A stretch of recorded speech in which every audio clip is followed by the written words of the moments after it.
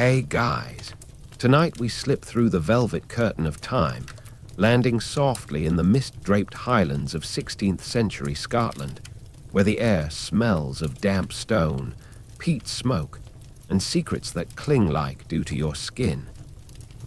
You stand in the grand hall of Linlithgow Palace, where torchlight flickers across ancient walls, casting shadows that dance like courtiers plotting in whispers.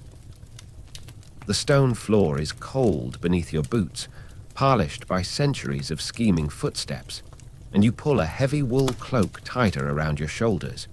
Because, let's be honest, you probably wouldn't survive this drafty era without one. So, before you get comfortable, take a moment to like the video and subscribe, but only if you genuinely enjoy what I do here. Drop a comment with your location and local time. I'm curious where you're drifting off from tonight. Now, dim the lights, maybe turn on a fan for that soft background hum, and let's ease into tonight's journey together. You take a deep breath, the scent of pine and wet earth filling your lungs, as if the very walls of this castle exhale the essence of Scotland. This is Linlithgow, where Mary, Queen of Scots, was born in 1542. A fact etched in every history book, as certain as the sun rising over the highlands. But here's something less known. This palace, for all its grandeur, was so poorly heated that even nobles wrapped themselves in furs indoors, their breath visible in the frigid air, like ghosts of unspoken words. You shiver, feeling the chill seep through your cloak, and wonder how anyone found rest in such a place. Historians still debate whether Mary's delicate health as a child stemmed from these harsh conditions, or the fragile royal blood coursing through her veins. No one's entirely sure, and the mystery lingers like mist over a lark. You step forward, your boots scuffing softly against the stone, and notice a tapestry swaying gently, as if stirred by the secrets it's witnessed. It's 1560 now, and Mary, barely 18, is no longer the crying infant you imagined earlier, but a queen whose beauty could make a bard forget his lines. Her auburn hair catches the firelight, glowing like a sunset, and let's be real, her elegance could charm a stone gargoyle into blushing. You catch her silhouette through a doorway, her presence commanding yet restless, as if sleep is a luxury she can't afford. A lute strums faintly in the distance, a courtier's attempt to soothe the night, but the notes feel fragile, like they might shatter against the weight of her crown. Outside, through a warped window pane, the moonlit lark ripples like a dream you can't quite hold. Mary's world is a tapestry of beauty and danger, where every smile hides a dagger, and every letter might conceal a plot. You're here to unravel a curious tale, the velvet eye mask she sent to the Pope, a gift so peculiar it's barely a footnote in history's margins. Why a sleep mask? Was it a plea for peace, a diplomatic flirtation, or just Mary being delightfully extra? You smirk, imagining her signing the order with a flourish of her quill and a sly wink. The castle grows quieter now, the torches dimming, and you feel your own eyelids grow heavy, as if the past is inviting you to rest. But rest, in this world, is a rare guest. You wander deeper into the hall, where the air feels thick with the weight of history.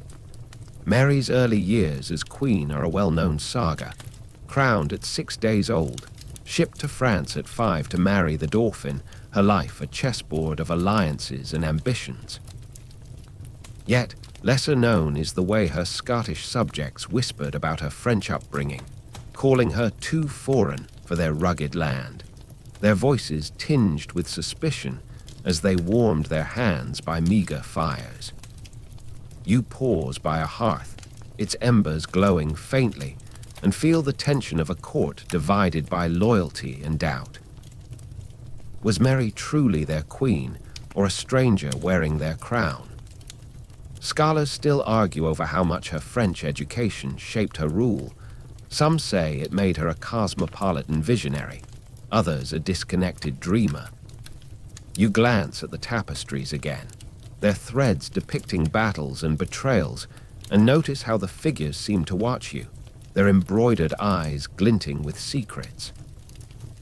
Mary's beauty, already legendary, isn't just a footnote, it's a weapon, wielded with the precision of a diplomat's quill. You imagine her gliding through this hall, her gown rustling like a whispered promise, turning heads and hearts with every step. A courtier nearby drops his goblet, clumsy fool, and you can't help but chuckle, wondering if he was dazzled by her or just had too much ale. The night deepens, and the castle's walls seem to lean in, as if eager to share more of Mary's story. You find a stone bench, its surface cold but oddly inviting, and sit for a moment, letting the quiet seep into your bones. The air carries a faint scent of lavender, perhaps from Mary's own chambers, where she might be plotting her next move. The eye mask, that strange gift, begins to take shape in your mind, not just a trinket, but a symbol of her hope for peace in a world torn by faith and swords. You picture her, late at night, her eyes tracing the same stars you see through the window, wondering if a pope might dream of unity under her velvet gift. Did she laugh at the idea, or was it a desperate prayer? You yawn, the castle's stillness wrapping around you like a blanket, pulling you gently toward the next chapter of this tale. The torches flicker lower, casting long shadows that sway like dancers at a forgotten ball. You rise, your cloak brushing the floor, and move toward a spiral staircase, each step echoing with the weight of history. Mary's life, you realize, is a labyrinth of choices, each turn leading to triumph or tragedy. The eye mask, though a small gesture, feels like a thread in this maze, one you're eager to follow. You hear a distant owl hoot, its call soft but piercing, and smile, nature's own sarcastic commentary on the sleepless intrigues of queens. The night is young, and Mary's story is just beginning to unfold, inviting you deeper into its folds. You ascend the spiral staircase, each step creaking underfoot, the stone worn smooth by centuries of restless feet, and the air grows warmer, tinged with the scent of beeswax and intrigue. The flickering torchlight from the hall below fades, replaced by the soft glow of candles spilling from an open door ahead, where shadows play like conspirators on the walls.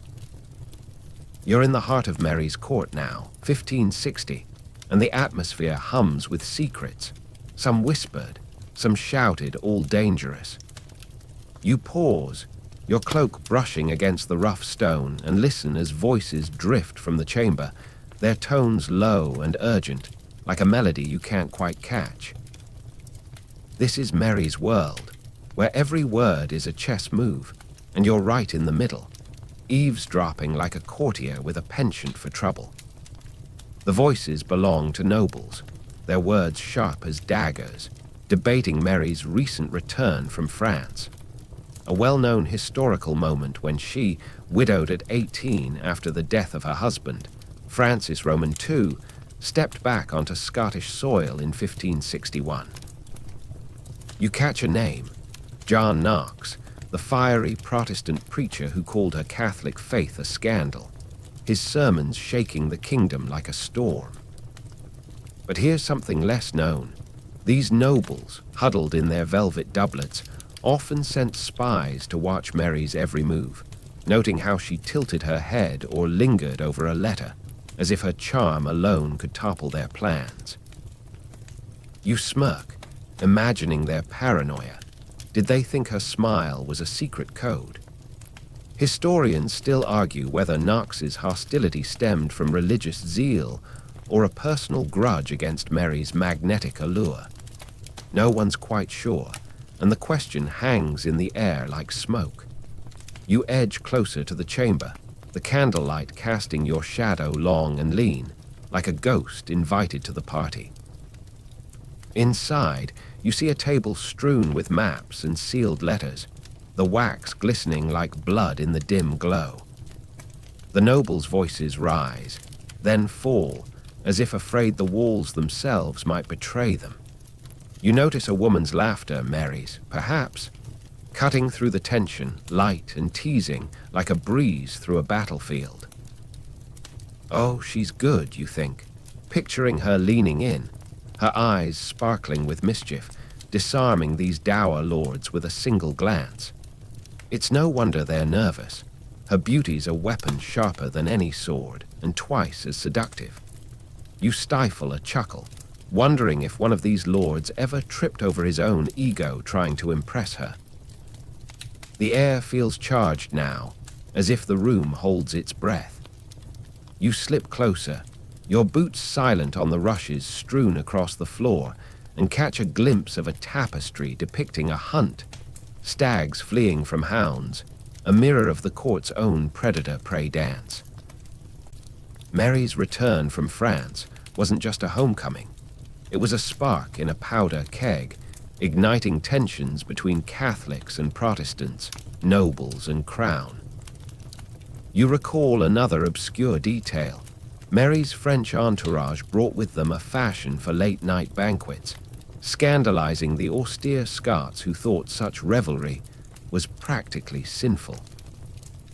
You imagine her hosting one now, her laughter drawing eyes like moths to a flame, while the nobles whisper of betrayal over their ale. You lean against the wall, the stone cool against your back, and let the scene unfold in your mind. The candlelight flickers, casting shadows that twist like secrets, and you wonder what it's like to live in a world where every gesture is scrutinized. Mary, you realize, is a master of this game, her every word and smile calculated yet effortless, like a dancer moving through a storm. Did she know these nobles were plotting even as they bowed to her? Scholars debate whether her confidence was born of naivety or cunning. Some say she was too trusting, others that she played the fool to outwit her foes. You grin, imagining her tossing a witty remark to a dour lord, leaving him flustered and fumbling his goblet. The voices grow quieter now, as if the conspirators sense an outsider. You, perhaps, with your modern sensibilities and cozy cloak. You step back, the scent of wax and intrigue lingering, and notice a small window overlooking the courtyard below. Moonlight spills across the cobblestones, where a lone guard paces, his armor glinting like a star. You wonder if he's loyal to Mary or to the nobles whispering behind her back. The court's tension feels like a tightrope, and Mary walks it with a grace that's both mesmerizing and maddening. You yawn, the weight of the night settling over you, and feel the pull of the next chamber, where more of her story waits. The candles burn lower, their flames wavering like uncertain allies, and you move toward the door, drawn by the promise of what lies beyond. Mary's world is a labyrinth of loyalty and betrayal, and you're just beginning to navigate its twists. The eye mask, that strange gift for the Pope, feels like a distant thread in this tapestry, but you sense it's closer than you think, woven into her plans for peace.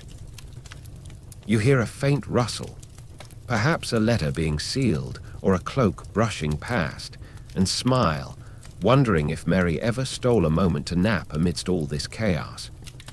Probably not, you think, chuckling at the idea of a queen sneaking a snooze while her court schemes. The night deepens, and you step forward, ready to unravel more of her tale. You glide through the doorway, the heavy oak creaking like a reluctant confidant, and find yourself in Mary's private chamber, where the air is warmer, scented with rosewater and the faint tang of ink from half-written letters. The room is a sanctuary of sorts, with a grand four-poster bed draped in crimson velvet, its curtains whispering secrets as they sway in the draught. Candles burn steadily on an ornate table, illuminating parchments scattered like fallen leaves, each one a testament to her queenship. You stand there, feeling the weight of her world settle on your shoulders, as if you've stepped into her very skin. Regal, yes, but oh so restless, like a caged bird with a crown for a collar. The fire in the hearth crackles softly, casting a golden glow that dances across the tapestries, depicting scenes of courtly love that seem almost too intimate for polite company. This is Mary at her core, the queen who navigated the treacherous waters of Scottish politics after her return from France. A commonly known chapter where she balanced Catholic faith with a Protestant nobility, her charm often her only shield. You feel it now, that magnetic pull, her presence lingering in the room like a perfume that clings to your senses, making your pulse quicken just a touch. But here's an obscure tidbit. Mary was known to collect exotic pets, including a pet monkey that once caused a scandal by swinging from a chandelier during a diplomatic dinner, leaving ambassadors flustered and feathers ruffled, literally in one case. You chuckle softly, imagining the chaos, the monkey's antics a comic mirror to the court's own wild intrigues. Historians debate whether her love for such creatures was a sign of her whimsical nature or a subtle rebellion against the stern Scottish expectations. Opinions remain divided, much like her kingdom. You approach the bed, your fingers brushing the velvet hangings, soft as a lover's touch, and sense the burden she carries, the crown's invisible chains, pulling her from sleep with worries of alliances and betrayals. Her beauty, legendary and lethal, isn't just skin deep. It's a tool, wielded with a grace that could make a monk reconsider his vows. You picture her reclining here, her auburn locks spilling over the pillows like a river of fire, her eyes, those deep, knowing eyes, reflecting the firelight with a hint of mischief. It's no wonder suitors lined up like eager puppies. Her allure was a siren's call, blending regal poise with a subtle sensuality that left men stammering. You smirk, thinking how one lord famously fainted at her feet, overcome by her presence, or perhaps just too much wine. Either way, it's a tale that adds a dash of humor to her heavy-hearted nights. The chamber feels alive with her essence, the air thick with the scent of lavender sachets tucked into her linens, meant to soothe but often failing against the tide of her thoughts. Mary's restless heart beats in rhythm with the kingdom's unrest, her days filled with council meetings and her nights with silent strategizing. You recall her marriage to Lord Darnley in 1565, a union that promised stability but delivered drama, a well-documented disaster that ended in explosion and exile. Yet, lesser known is how she composed poetry in these quiet hours, verses laced with longing and subtle passion, some scholars suggesting they hinted at unspoken desires that went beyond politics. You lean against the bedpost, feeling the carved wood under your palm, and wonder if she ever allowed herself a moment of true repose, or if the crown's demands kept her tossing like a ship in a storm. Shadows play across the walls, mimicking the dance of her inner turmoil, and you feel a pang of empathy for this queen whose charm masked a sea of burdens. Her laughter, when it came, was like sunlight breaking through clouds, but here in the solitude, you sense the weight, the expectations of a nation, the pull of her faith, the allure she couldn't escape. It's almost intoxicating, that blend of power and vulnerability, making you imagine slipping under those covers beside her, just to whisper reassurances. But then, a comic thought intrudes. What if a monkey joined the bed? Chaos ensured, with fur flying and crowns askew. You grin, the levity breaking the tension as the fire pops like applause for the absurdity. You wander to the window, the glass cool against your forehead, overlooking the darkened gardens where moonlight silvers the paths she might walk in sleepless hours. Mary's heart, regal yet so human, pulses with dreams of unity, her Catholic devotion clashing with Protestant realities, creating a rift that scholars still ponder. Was her faith a genuine anchor or a political facade? The debate rages on, unanswered like many of her letters sealed away in archives. You breathe in the night air seeping through the cracks, carrying hints of heather and mystery, and feel her restlessness echo in your own chest, a gentle reminder that even queens lose sleep over what-ifs. The candles gutter now, their flames leaning as if weary from the vigil, and you turn back to the room, sensing the pull toward deeper revelations. Mary's charm isn't just a facade, it's the heartbeat of her reign, drawing allies and enemies alike into her orbit. You imagine her penning a note here, her quill scratching softly, perhaps planning that peculiar gift to the Pope, a velvet eye mask, symbol of her hope for peaceful dreams in a divided world. Did she smile wryly as she conceived it, knowing its subtlety could charm even a pontiff? You yawn, the chamber's coziness wrapping around you, inviting you to linger in her world a bit longer.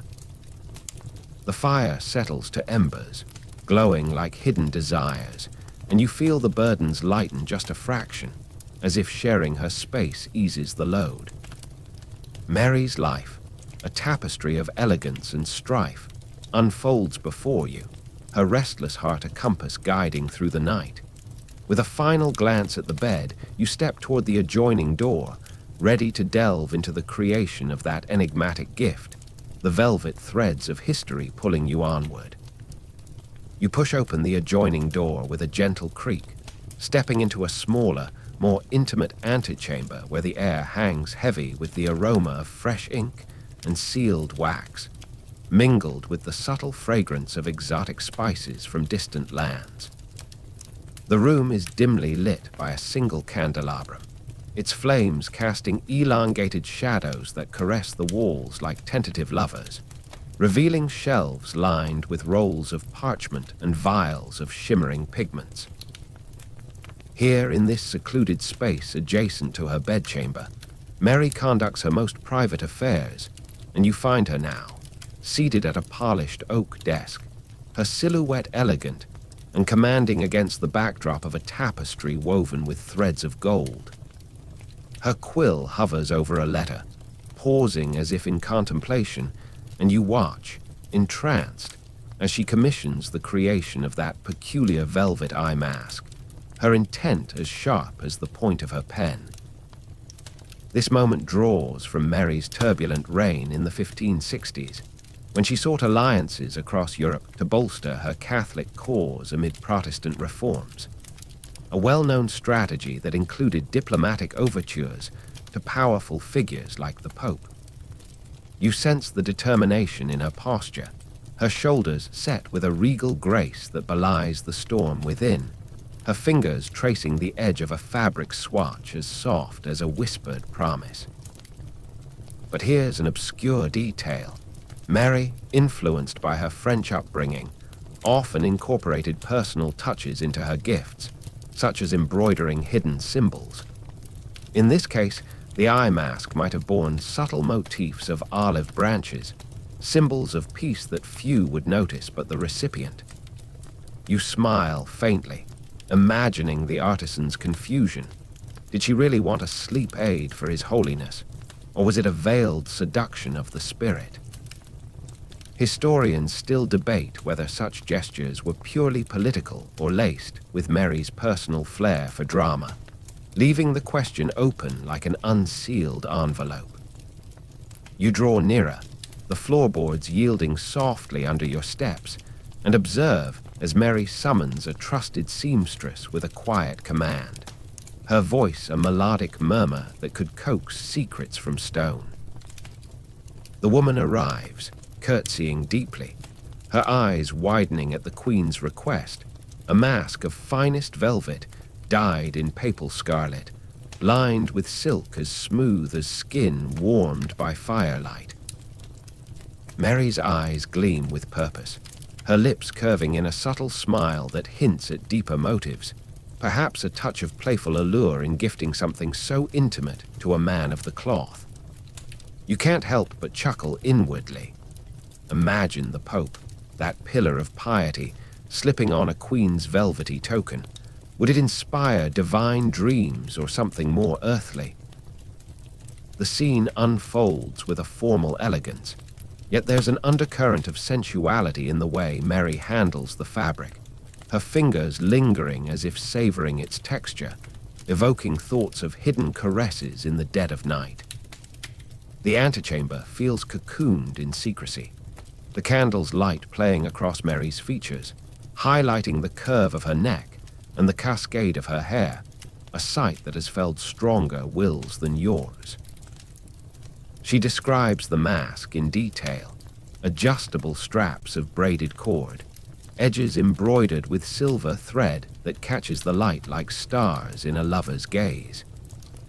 This commission ties into her broader diplomatic efforts, including her correspondence with Pope Pius Roman IV, a figure central to the Counter-Reformation, where she sought support against her Protestant rivals. Yet, lesser known is that Mary's gifts often included items of personal comfort, like scented gloves or embroidered handkerchiefs, designed to forge bonds through subtle luxury rather than overt politics. You watch as the seamstress nods, her hands sketching notes with a charcoal stub, and ponder if this eye mask was meant to evoke peaceful slumbers or to plant seeds of alliance in the Pope's subconscious. Scholars argue over the intent, some claiming it a mere courtesy, others a calculated charm offensive. Shadows deepen as the conversation continues, Mary's voice rising and falling like a gentle tide, her presence commanding yet inviting, as if she might turn and draw you into her confidence with a single glance.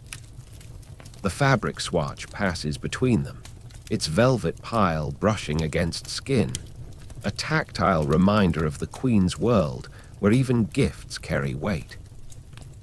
You imagine the artisans later, in their workshop, stitching under lamplight, perhaps sharing a jest about outfitting the Pope for bedtime.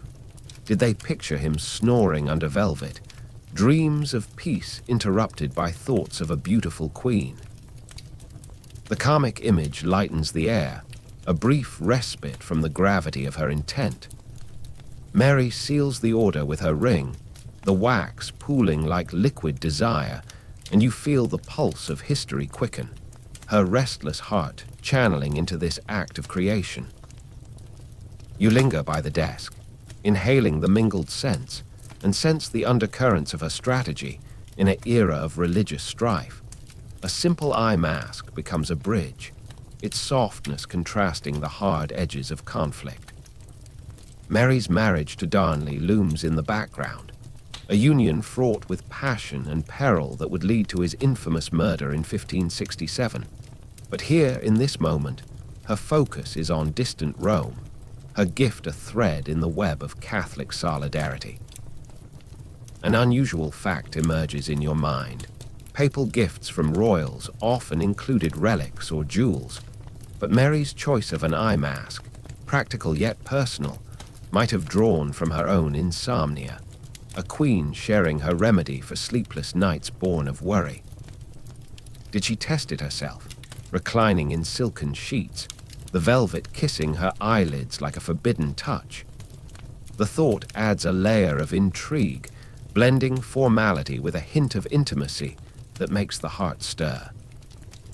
The seamstress departs with a bow, clutching the instructions like a sacred text, and Mary leans back, her eyes closing briefly as if envisioning the mask's journey. You watch the rise and fall of her chest, the subtle rhythm a counterpoint to the chamber's stillness, and wonder at the depths of her intent. Was this gift a plea for papal favor, or a sly invitation to dream of her cause? Debates among historians persist, Some view it as evidence of her diplomatic naivety, others as a masterstroke of subtle persuasion, the truth veiled like the mask itself. A light breeze stirs the curtains, carrying a whisper of night air, and you feel drawn onward, the creation of this velvet artifact pulling you deeper into the tapestry of her tale. The candles burn steadily, their wax dripping like slow tears, and you step back, the antechamber's warmth lingering on your skin as you prepare to follow the gift's path. Mary's regal poise, infused with that restless energy, leaves an imprint, her commission a blend of strategy and whimsy that echoes through time. With the eye mask taking shape in your imagination, soft and inviting, you sense the story unfolding further, inviting you to explore its silken secrets. You linger in the antechamber's fading warmth, the scent of wax and spices clinging to your cloak like a lingering embrace, as you watch Mary rise from her desk with a graceful sweep, her gown whispering against the floorboards. She turns toward a small alcove, where a wooden chest gleams under the candlelight, its lid adorned with intricate carvings of vines and thorns, symbols, perhaps, of beauty entwined with peril. With a soft click, she opens it, revealing folds of fabric that shimmer like moonlight on water, and you step closer, drawn by the allure of the materials destined for the eye mask. Your fingers, almost of their own accord, reach out to touch the velvet, its surface plush and inviting, yielding under your touch like skin warmed by a secret fire, evoking thoughts of hidden caresses in the quiet hours before dawn. This velvet, sourced from Italian looms, ties into Mary's broader diplomatic web during the 1560s, when she corresponded with European powers to secure her throne against Protestant threats, a commonly recounted aspect of her reign that culminated in plots and counterplots. You feel the fabric's weight, heavy with potential, its deep scarlet hue mirroring the papal robes, and ponder the hidden message woven into its threads. But here's an unusual detail. Such masks in the Renaissance weren't just for sleep. Some were scented with aphrodisiacs like musk or ambergris, intended to invoke vivid dreams, though whether Mary added such an element remains a tantalizing whisper in forgotten inventories. You smirk, imagining the Pope inhaling deeply. Would it stir visions of peace or something more worldly, like a queen's enigmatic smile? Historians debate if this gift was a straightforward plea, or layered with subtle seduction, the intent obscured like a veil over forbidden desires, leaving scholars to argue endlessly over her correspondence's undertones. The alcove feels intimate now, the candle's glow casting a golden halo around the chest, highlighting the silk lining that Mary inspects with a critical eye, her fingers tracing patterns that could conceal ciphers or symbols. You lean in, the velvet brushing your hand again, its softness a stark contrast to the harsh realities of her court, where alliances shifted like shadows. Mary's beauty, ever present, infuses the moment. Her profile in the light is a study in elegance, the curve of her neck inviting glances that linger too long, blending regal authority with an unspoken allure that could disarm even the most pious. You chuckle quietly. Picture the artisans stitching this, perhaps gossiping about outfitting the Holy Father for bedtime. Did they jest that it might lead to dreams of heavenly bodies? Pun intended. Secrets abound in this fabric, each fold hiding possibilities, perhaps an embroidered dove for peace, or a subtle cross invoking faith's unity. You recall Mary's involvement in the Ridolfi plot of 1571, a well-known conspiracy to overthrow Elizabeth I with Spanish aid. But here, in this earlier gesture, the eye mask represents a softer approach, diplomacy wrapped in luxury.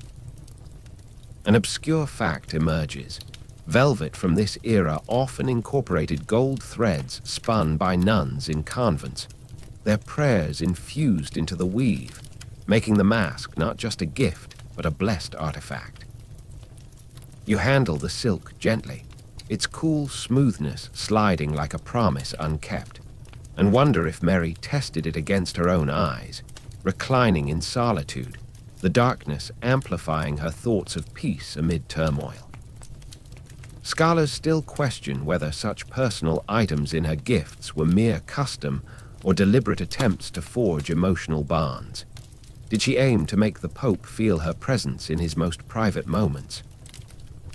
The chest's contents spill forth slightly, revealing swatches of varying shades, and Mary selects one with a decisive nod, her eyes reflecting the firelight like pools of mystery. You sense the weight of her intent, the eye mask a vessel for messages too delicate for words, its silken secrets designed to slip past guards and into dreams. The room's air grows thicker, scented with the faint musk from the fabrics, stirring imaginings of nocturnal encounters where boundaries blur between politics and passion. A light joke crosses your mind if the mask worked too well. Might the Pope wake with ideas of crusade or courtship? The comic notion eases the intensity, reminding you that even queens must have smiled at the absurdity of their schemes. You step back slightly, allowing Mary space as she folds the chosen pieces, her movements precise yet fluid, like a dance performed for an audience of one. The alcove's shadows play across her form, accentuating the graceful lines that have inspired sonnets and scandals alike, her presence a blend of formality and subtle sensuality that captivates without effort. This gift, taking form under her guidance, echoes her restless heart's yearning for harmony in a divided Christendom, where Catholic loyalties clashed with Protestant reforms. Lesser known is that Mary's diplomatic parcels often included coded instructions hidden in hems or linings, a practice borrowed from French spies. Could the eye mask conceal such a missive, a plea scripted in invisible ink? You ponder this, the velvet's texture lingering on your fingertips, evoking a tactile memory that borders on intimate, as if touching history's hidden layers.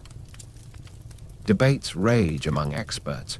Was Mary's use of luxurious gifts a sign of her cultural sophistication, or a desperate bid for favor in a male-dominated arena? The unanswered query hangs like incense in the air, blending with the chamber's scents to create a heady atmosphere. You watch as she closes the chest with a soft thud, sealing the secrets within, and feel a pull toward the outer corridors, where the gift's journey will soon begin. The candles flicker, casting playful winks of light, and you imagine the Pope's surprise upon unwrapping it. Holy astonishment, or a knowing grin. Another chuckle escapes. Perhaps he'd quip that it beats counting sheep, especially if those sheep were heretic Protestants. The antechamber settles into quietude, the fabric's allure fading into memory as you prepare to follow the narrative's thread. Mary's silken secrets, embodied in this velvet creation, whisper of her ingenuity, a queen navigating power with elegance and enigma. With the eye mask's essence imprinted on your senses, soft and seductive, you sense the story's momentum, drawing you toward revelations of her motives and the turbulent era that shaped them. You drift from the alcove's intimate glow, the velvet's tactile memory fading like a dream upon waking, as you follow Mary through a narrow passageway lined with flickering sconces that cast elongated shadows, their light playing across the stone like fingers tracing secrets. The air cools slightly, carrying echoes of distant chants from the castle's chapel, and you emerge into a grander study, where maps of Europe sprawl across a massive table, pinned with seals and markers denoting alliances and enmities. Mary stands there, her figure poised with an elegance that commands the room. Her gown's fabric catching the light in ways that accentuate her form's graceful curves, evoking a subtle allure that blends royal authority with an unspoken invitation. She gazes at a portrait of Pope Pius Roman IV, her expression thoughtful, and you ponder alongside her the motives behind this unusual gift, a velvet eye mask, crafted not just for slumber, but as a diplomatic whisper across continents. This gesture roots in Mary's efforts to secure papal support during the 1560s, amid the Scottish Reformation, where Protestant forces, led by figures like John Knox, challenged her Catholic rule. A well-documented struggle that saw her navigating religious divides with cunning and charm.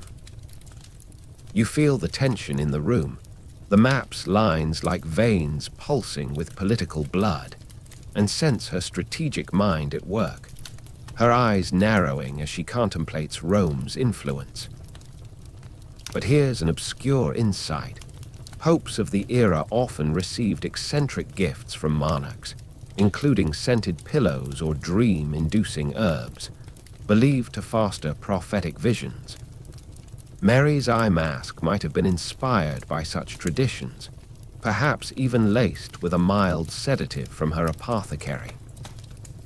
You smile wryly, imagining the Pope dozing off mid-prayer. Would he dream of heavenly peace or a Scottish queen's persuasive gaze? Historians still debate whether her gifts were acts of genuine piety or veiled manipulations to sway Vatican policy, the ambiguity lingering like incense in a cathedral. The study feels charged with purpose, the candlelight reflecting off golden inkwells and quills, illuminating Mary's profile in a way that highlights the soft arch of her brow and the tempting line of her lips, a vision that could inspire sonnets or scandals. She traces a route on the map from Edinburgh to Rome, her finger lingering as if caressing the path the gift will take, and you wonder at the layers of her intent to invoke dreams of peace in a man who holds the keys to Catholic unity. Why a pope indeed? In an age of religious wars, such as the French Wars of Religion beginning in 1562, Mary sought allies to counter her cousin Elizabeth I's Protestant England, making this gift a thread in a larger tapestry of survival. You chuckle softly, picture the Vatican couriers, puzzled by a queen's bedtime accessory. Did they jest it was for blocking out angelic halos during naps? Secrets unfold on the table, letters from informants detailing papal court intrigues, and Mary pores over them with a focus that reveals her restless intellect, her posture a blend of determination and delicate poise that draws the eye inexorably.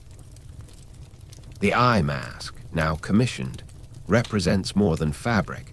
It's a plea for endorsement, perhaps tied to her hopes for a Catholic resurgence in Britain. Lesser known is that Pius Roman IV, known for reconvening the Council of Trent in 1563 to reform the Church, had a penchant for luxurious comforts amid his reforms, including silk beddings gifted by devotees. Mary's offering fits this pattern, a subtle nod to his tastes. You lean closer to the map, inhaling the faint scent of aged paper and her perfume, a heady mix that stirs imaginings of late-night councils where words give way to whispers. Scholars argue over the efficacy of such personal diplomacy. Did it truly influence papal decrees, or was it dismissed as a woman's fanciful whim in a patriarchal era? The room's atmosphere thickens, the fire in the hearth crackling like suppressed laughter, and you feel the pull of Mary's motivations. Faith, politics, perhaps a touch of personal longing for tranquility in her own turbulent life. She seals an accompanying letter with wax, her ring pressing firmly, imprinting her crest like a kiss on parchment, and you sense the intimacy of the act blending formality with a hint of sensuality that underscores her diplomatic style. Why send such a gift? To humanize her cause, making the Pope envision peace through restful dreams, countering the violence of events like the St. Bartholomew's Day massacre in 1572, though that lies ahead. A karmic thought intrudes. If the mask slipped during sleep, might the Pope awake with a holy revelation, or just a crick in his neck? The levity breaks the solemnity, reminding you that even grand strategies have their absurd sides. You stand beside her now, the map's details blurring slightly in the dim light, and contemplate the broader context, Mary's Catholic devotion clashing with Scotland's Protestant shift, her gifts a bridge across doctrinal chasms. An unusual fact, diplomatic presence in the Renaissance sometimes included enchanted items, like amulets for protection. And while Mary's mask lacks overt magic, its intent to shape dreams echoes such superstitions.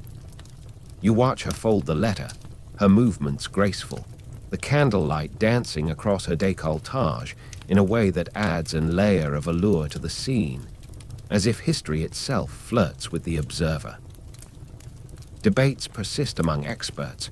Was this gesture a reflection of Mary's sincere hope for religious harmony, or a calculated ploy to secure funds and favor from Rome, the truth veiled in the mists of time? The study settles into a quieter rhythm, the flames dying down to embers that glow like hidden passions, and Mary turns away from the table, her eyes distant, as if already envisioning the gift's reception.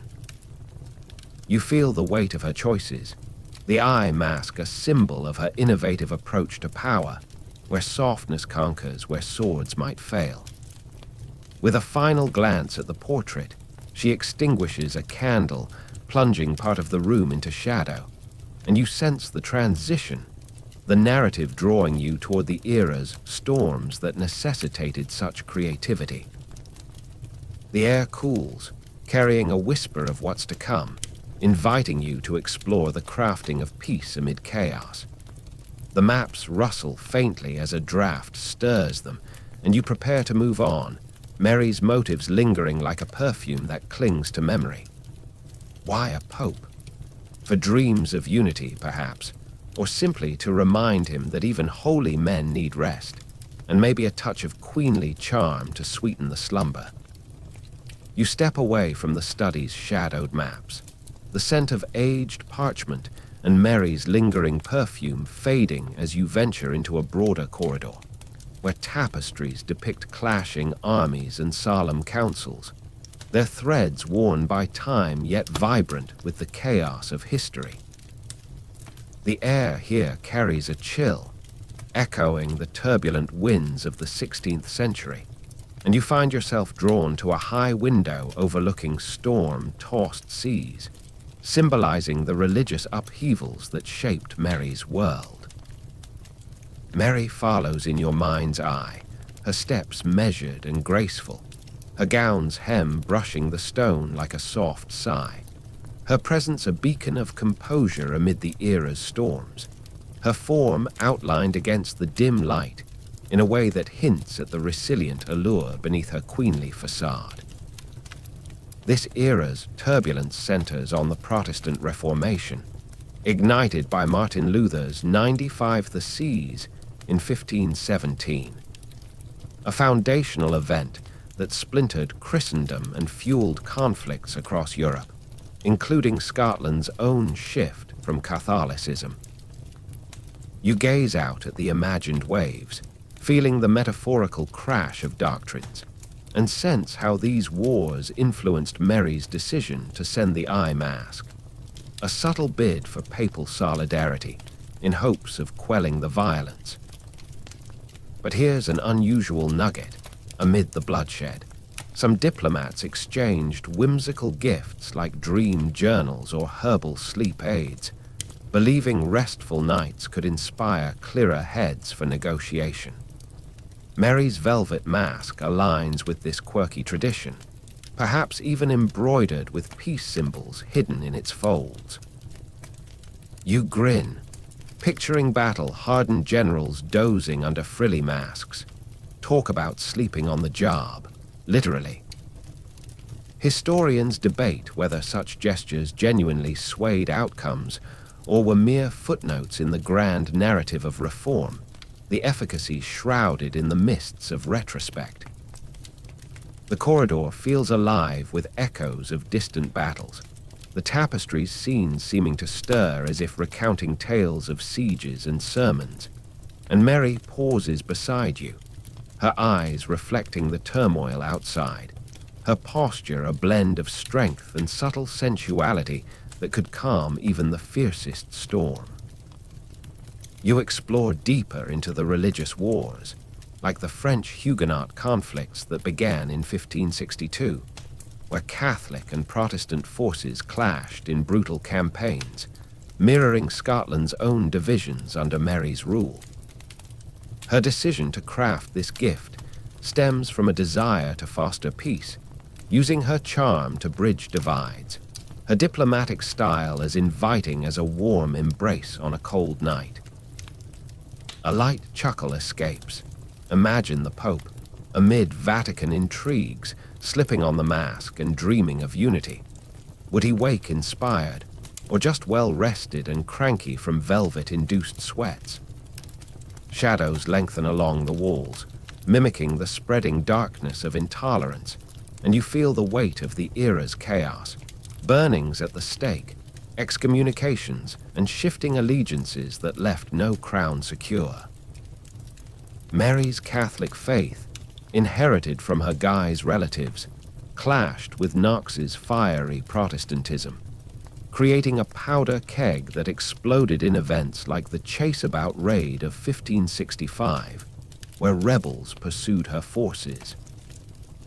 Lesser known is that during these times, queens like Mary often turned to astrology for guidance, consulting star charts before major decisions.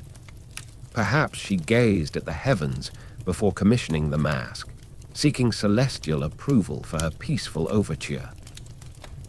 You lean against the windowsill, the cool glass pressing against your skin, and ponder if she ever stole moments of repose amid the frenzy, her beauty a quiet rebellion against the ugliness of war, her curves softened by the gown's fabric in a way that whispers of hidden comforts. The wind howls faintly outside, carrying imagined cries from battlefields, and Mary's resolve shines through, her gift a crafted emblem of hope in an age where peace was as elusive as a dream. You trace a finger along the tapestry's edge, feeling the rough weave, and recall how these wars shaped her choices, pushing her toward Rome for support against Elizabeth's England. A comic image flits by, diplomats negotiating treaties while yawning from lack of sleep. Maybe Mary's mask was the real weapon, lulling foes into complacency one nap at a time. Scholars still question the impact of personal diplomacy in such turbulent times. Did gifts like hers truly craft peace, or were they swallowed by the era's inexorable march toward conflict? The answer lost in archives yellowed by centuries. You move along the corridor, the stones echoing your steps in harmony with Mary's imagined tread, her presence a soothing counterpoint to the historical storm. The religious divides, deep as chasms, influenced every facet of her reign, from courtly alliances to midnight musings, her eye mask a velvet thread attempting to stitch the fractures. Obscure records hint that papal responses to such gifts sometimes included reciprocal items, like blessed rosaries or illuminated manuscripts, fostering a cycle of courteous exchange amid hostility. You smile at the irony, warring factions swapping niceties like awkward exes at a family gathering. The era's turbulence, with its mix of fervor and fear, molds Mary's decision, her heart yearning for tranquility in a world aflame. The window's view blurs with imagined rain, symbolizing the tears of divided nations, and you feel a kinship with Mary's quest, her diplomatic finesse laced with a charm that transcends time. As the corridor leads onward, toward visions of the Pope's chambers, you carry the weight of these wars, their lessons etched in history's ledger. Mary's gift, born of this chaos, stands as a testament to her ingenuity, blending strategy with a touch of whimsy that lightens the load. You traverse the corridor's echoing length, the tapestry's vivid battles receding into muted hues as a grand archway beckons, its carved marble framing a vision that transports you across seas and mountains to the opulent heart of Rome. The air shifts, infused with the imagined aroma of incense and aged vellum, as you step into the papal apartments of the Vatican, where Pope Pius Roman IV resides in splendor amid the Renaissance's artistic zenith.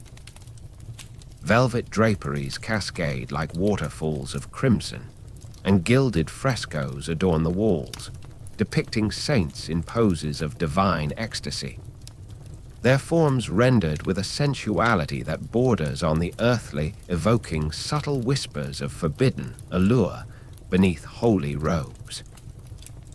You stand there, enveloped in this lavish realm, anticipating the arrival of Mary's gift, the velvet eye mask, as it nears its destined recipient, a symbol of distant diplomacy poised to grace these hallowed chambers.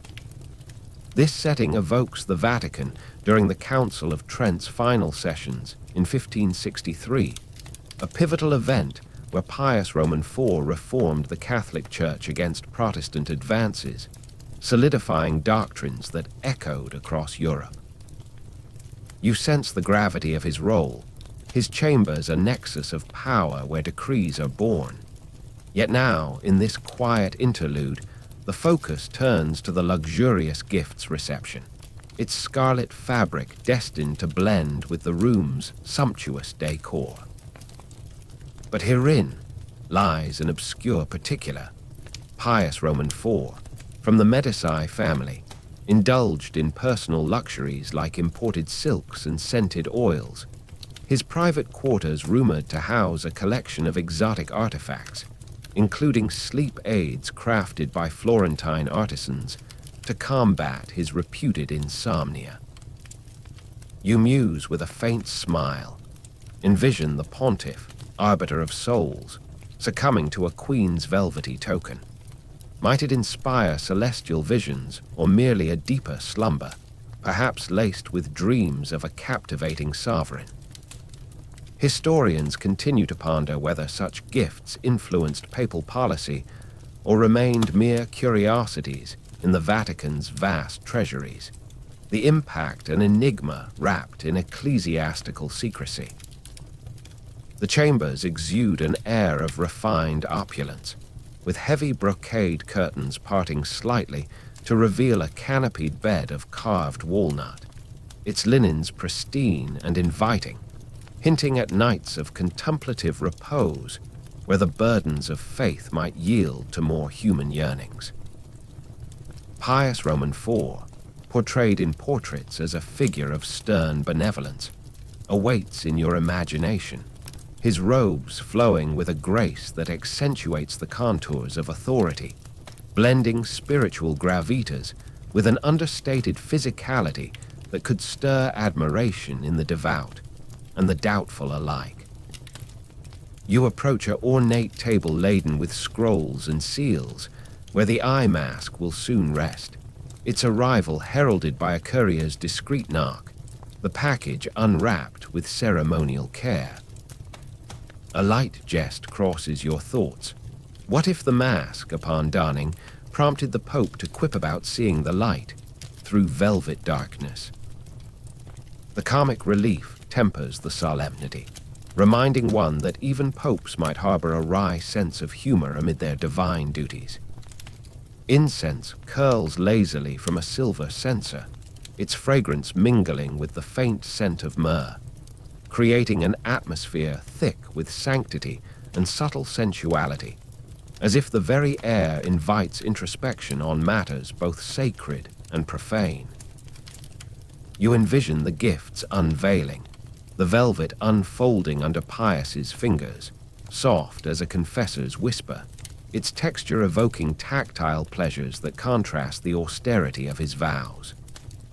This moment ties to broader historical currents, such as the Ottoman threats and European power struggles that occupied his papacy. Yet here, Mary's gesture offers a personal interlude, a plea for peace delivered in luxury. Lesser known is that Pius Roman IV maintained a private correspondence with female royals, his letters often laced with paternal affection that some interpret as veiled flirtations, adding layers to his reception of such an intimate item. You lean against an imagined pillar, the cool marble grounding you, and wonder if he tested the mask immediately, reclining on silken pillows, the darkness amplifying reflections on unity, or perhaps on the sender's renowned elegance. Shadows dance from flickering candelabra, casting playful patterns across mosaic floors that depict biblical tales with a Renaissance flair, figures entwined in narratives of temptation and redemption. Pius's chambers, a sanctuary of power, await the gift with an almost expectant hush, the opulence a testament to the Church's earthly might. You feel the anticipation build, the eye mask's journey culminating in this lavish space where diplomacy meets devotion. Another humorous notion arises. Suppose the mask proved too snug. Would the Pope summon a tailor, or deem it a sign from above to adjust his worldview? Such levity underscores the human element in historical grandeur, bridging the gap between throne and altar. The room's splendor envelops you, with vaulted ceilings soaring like aspirations toward heaven, adorned with frescoes that capture the divine in human form, their artistry hinting at the era's fascination with the body's beauty under godly guise. Mary's gift, crafted with intent, arrives as a bridge across turbulent seas, its reception a pivotal whisper in the annals of faith and politics. Scholars debate the extent of Pius IV's personal indulgences.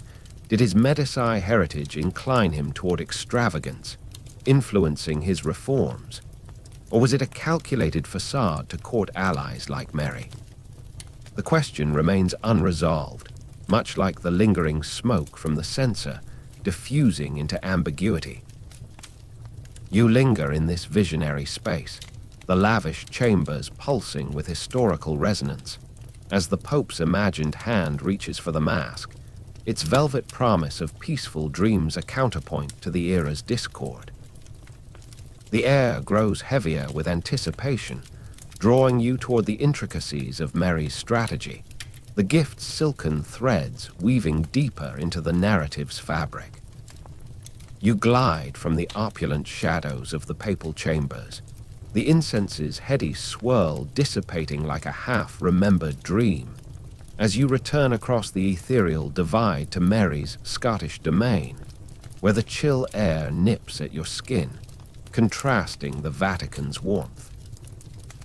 Now, in a secluded salon adorned with mirrors that reflect infinite versions of her elegance, Mary reclines on a chaise longue, her form draped in silks that cling just so, accentuating the graceful lines of her figure in a manner that blends royal poise with an inviting softness. Candlelight plays across her skin, casting a golden hue that evokes the subtle allure of a Renaissance masterpiece, and you uncover the layers of her diplomatic approach. Flirtatious, calculated, a strategy where charm becomes a weapon as potent as any treaty, her eyes sparkling with mischief as she pens notes laced with subtle enticements.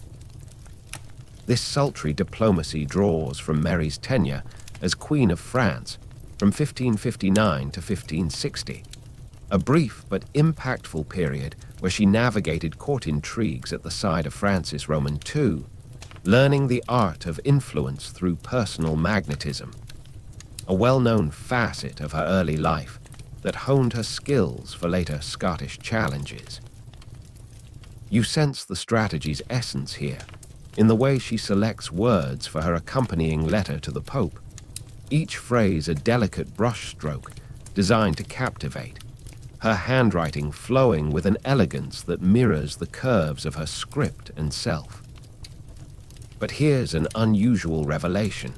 Mary often infused her missives with scented inks derived from rare flowers, believed to evoke emotional responses. For this gift, perhaps a hint of jasmine to stir memories of peaceful gardens, or something more evocative. You smirk, envisioning the Pope inhaling deeply. Would the aroma conjure divine inspiration or earthly temptations, like a queen's whispered promise? Historians still debate whether her flirtatious style was a genuine expression of her vivacious personality or a pragmatic tool in a male-dominated world, the distinction blurred like ink on damp parchment. The salon feels intimate, the mirrors multiplying her presence, each reflection capturing a facet of her allure, the arch of her brow, the subtle parting of her lips. As she seals the letter with wax, pressing her ring with a firmness that speaks of resolve laced with playfulness. You approach, drawn by the magnetic pull, and observe how she employs this approach, not overt seduction, but a nuanced flirtation that disarms. Her correspondence with figures like Pius Roman IV blending piety with personal warmth, as if inviting confidences shared in twilight hours. A light joke surfaces. Imagine the papal secretaries blushing over her words. Did they fan themselves, or attribute the heat to hellfire? The comic image adds levity to her calculated charm, a strategy that turned potential adversaries into intrigued allies. Flames dance in the hearth, casting shadows that mimic the interplay of light and dark in her tactics, where flirtation serves peace amid the era's religious tempests. Mary's marriage to Darnley in 1565, fraught with passion and politics, exemplifies this blend, but here with the eye mask. It's subtler, a gift that hints at intimacy, encouraging the Pope to dream under her influence. Lesser known is her use of coded compliments in letters, phrases that, when deciphered, revealed layers of appeal tailored to the recipient's known predilections, a practice borrowed from French courtesans. You lean closer to the chaise, the silk's whisper echoing your thoughts, and ponder if she ever practiced these lines aloud, her voice a melody that could melt resolve, her form reclining in a pose that subtly invites admiration without demand. The room's air grows warmer, scented with her perfume, a blend of rose and spice that stirs the senses, and you feel the depth of her strategy, using allure to forge bonds where swords fail, her sultry diplomacy a velvet glove over an iron fist. Another humorous thought, what if the Pope responded in kind, sending a blessed pillow embroidered with saints, holy comfort, or a sly counter-flirt? Such whimsy underscores the human undercurrents in high-stakes games. Scholars argue over the ethics of her methods. Did they empower her as a female ruler, or reinforce stereotypes of women wielding beauty as power? The query unresolved amid evolving interpretations. You linger in the salon's reflective glow, Mary's strategy unfolding like a well-played hand, her flirtatious touch a key to unlocking papal favor in pursuit of peace.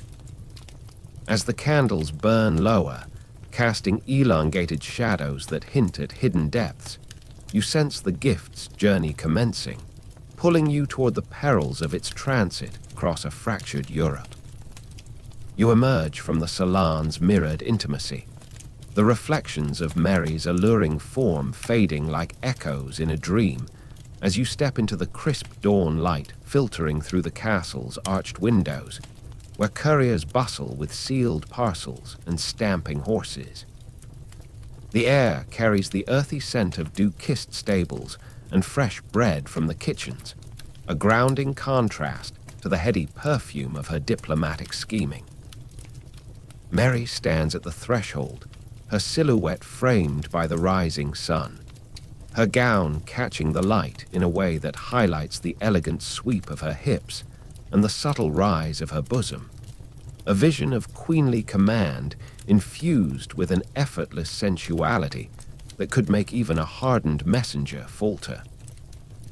She hands the velvet eye mask, now wrapped in protective linen and accompanied by her scented letter, to a trusted envoy, her fingers brushing his in a moment of deliberate contact, marking the beginning of its perilous trek across Europe to Rome. This dispatch echoes Mary's broader efforts to maintain Catholic ties during her regency, particularly after her return to Scotland in 1561, when she faced immediate challenges from Protestant lords, a commonly known juncture that set the stage for years of intrigue and conflict. You watch the courier mount his steed, the parcel secured in a leather satchel, and feel the journey's commencement, the mask embarking on a path fraught with bandits, borders, and betrayals, its soft fabric belying the hard realities of 16th century travel. But here's an obscure detail. Such royal missives often traveled with decoy packages to foil thieves, including false gifts like embroidered handkerchiefs laced with misleading scents. Mary's eye mask might have been shadowed by such ruses, ensuring its safe passage through shadowed forests and contested lands. You chuckle softly, imagining a bandit unwrapping a dummy parcel only to find a perfumed sock. Talk about a stinky surprise. Historians debate whether these precautions were standard protocol or Mary-specific innovations born of her French espionage training, the origins murky like a fog-shrouded moor. The courtyard comes alive with the clatter of hooves on cobblestones, the envoy spurring his horse forward, his cloak billowing like a sail in the morning breeze, carrying the Queen's hopes southward.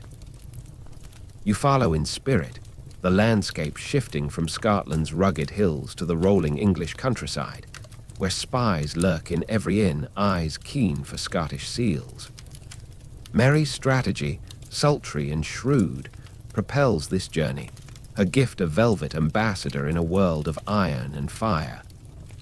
A light jest crosses your mind. What if the courier, tempted by the mask's softness, tried it on during a rest stop? Would he dream of papal blessings or a queen's enchanting smile? The comic possibility adds whimsy to the peril, as the path winds through territories torn by the wars of religion. Events like the French civil strife that began in 1562, influencing routes and alliances. Shadows of trees lengthen as the day progresses in your vision, the envoy navigating checkpoints where guards demand papers, their suspicions aroused by the parcel's luxurious wrapping. You sense the tension, the mask's silken secrets nestled within, a symbol of Mary's bid for peace amid chaos, her diplomatic flair turning a simple item into a tool of influence. Lesser known is that couriers of the era often carried hidden daggers sewn into their boots, not just for defense, but to destroy sensitive items if captured. Imagine the drama if this one had to slash the velvet to ribbons. Peace dreams up in smoke. You lean against an imagined battlement, overlooking the receding figure, and ponder Mary's watchful gaze from the castle, her form poised with a grace that blends anxiety and allure, her curves softened by the dawn light in a way that evokes quiet yearnings for resolution. The journey presses on, crossing rivers by ferry where waters swirl like unresolved debates, the envoy bartering passage with tales of royal favor. This trek ties to Mary's imprisonment later in 1568 by Elizabeth I, a well-documented escalation, but here in these earlier days, her gifts flow freely, weaving networks of support. You feel the rhythm of the horse's gait, the parcel bouncing gently, its contents a plea wrapped in luxury, designed to charm the Pope into visions of unity. A scholarly conundrum arises.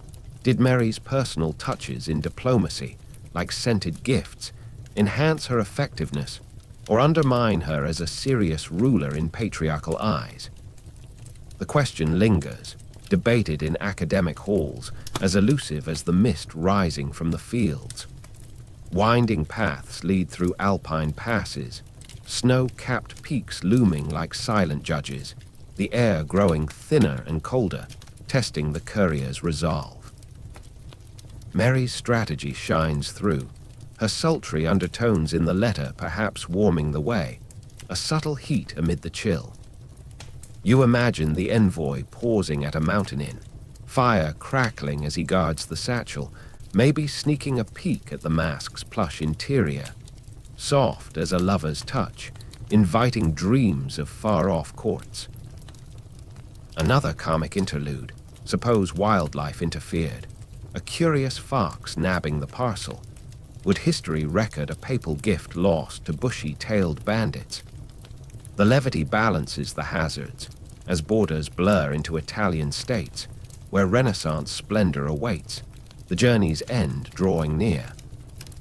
The sun dips lower, casting golden hues over vineyards and villas, the envoy's fatigue mirroring the era's weariness from constant strife. You track the progress, the eye mask's voyage a microcosm of Mary's ambitious outreach, blending faith, politics, and personal charm in a bid for stability. Obscure archives note that such travels often included pilgrimages to shrines for blessings, the courier perhaps detouring to invoke divine protection, superstition mingling with strategy. As night falls, stars emerge like scattered jewels, and you sense the pull toward Rome, the Vatican's domes on the horizon, ready to receive this velvet emissary. The journey's rhythm lulls you, the clip-clop of hooves a soothing cadence, Mary's distant figure a beacon of resilient beauty amid uncertainty. With the mask en route, its secrets sailing through turbulent times, you prepare to witness its arrival, the narrative threading onward like the roads themselves. You watch the courier fade into the horizon's misty embrace, the clatter of hooves dissolving into the quiet hum of the castle awakening as you turn back inward, drawn by an invisible thread to Mary's private bedchamber once more, where the morning light filters through heavy curtains like a reluctant guest. The room envelops you in its familiar warmth, the scent of lavender and beeswax lingering from last night's vigil, and you find Mary there, reclining on her grand bed, her form a study in elegant disarray, her gown loosely draped, revealing the soft curve of her shoulder and the gentle swell of her chest, a sight that blends vulnerability with an innate sensuality that could make the sternest guard avert his eyes. You linger at the threshold, sensing the weight of her sleeplessness, the way her eyes stare at the canopy above, lost in thoughts that chase away repose like elusive shadows in the night. This bedchamber, a sanctuary amid the storms of her reign, recalls the infamous murder of David Rizzio in 1566, a well-known event where Mary's Italian secretary was stabbed to death in her presence by jealous nobles, including her husband Darnley, shattering any illusion of safety in her personal spaces. You feel the echo of that violence now, the room's opulence, silk sheets rumpled like unspoken confessions, a silver ewer glinting on the bedside table, contrasting the unrest that plagues her nights. But here's something more obscure. Mary suffered from chronic insomnia, documented in her letters as the malady of the mind, where she would pace until dawn, sometimes composing verses about lost loves or political plights, her quill scratching paper as if to exorcise the demons of doubt. You smirk, imagining her tossing and turning. Did she ever consider using her own eye mask prototype? Or was that reserved for popes with holier worries? Historians still debate whether her sleeplessness stemmed from genuine anxiety over her throne or was exaggerated in her writings to elicit sympathy from allies, the truth as elusive as sleep itself in turbulent times. The chamber's air feels thick with unspoken burdens, the fire in the hearth reduced to glowing embers that cast a ruddy light across the tapestries, depicting romantic hunts that seem almost mocking in their serenity. You approach the bed, your presence a silent companion to her solitude, and notice how she shifts restlessly, her auburn hair spilling over the pillows like a cascade of autumn leaves, her skin flushed with the frustration of another night lost to rumination. Scottish nights here are long and unforgiving, the wind howling outside like a chorus of discontented ghosts, mirroring the internal tempests that keep her awake. Thoughts of the eye mask's journey, perhaps, or the broader web of alliances she weaves from this very spot. A light joke bubbles up. What if her insomnia was just from too much caffeine in those French imports? Early modern espresso keeping the queen buzzing like a bee in a crown. The thought adds a touch of modern levity to the scene as you imagine her reaching for a goblet of watered wine, hoping it might lure slumber. Shadows play across the walls, elongating like fingers grasping for secrets, and you sense the depth of her restlessness. A queen whose beauty belies the exhaustion etched in faint lines around her eyes, her form reclining in a pose that invites empathy, the silk clinging just enough to hint at the human beneath the regalia.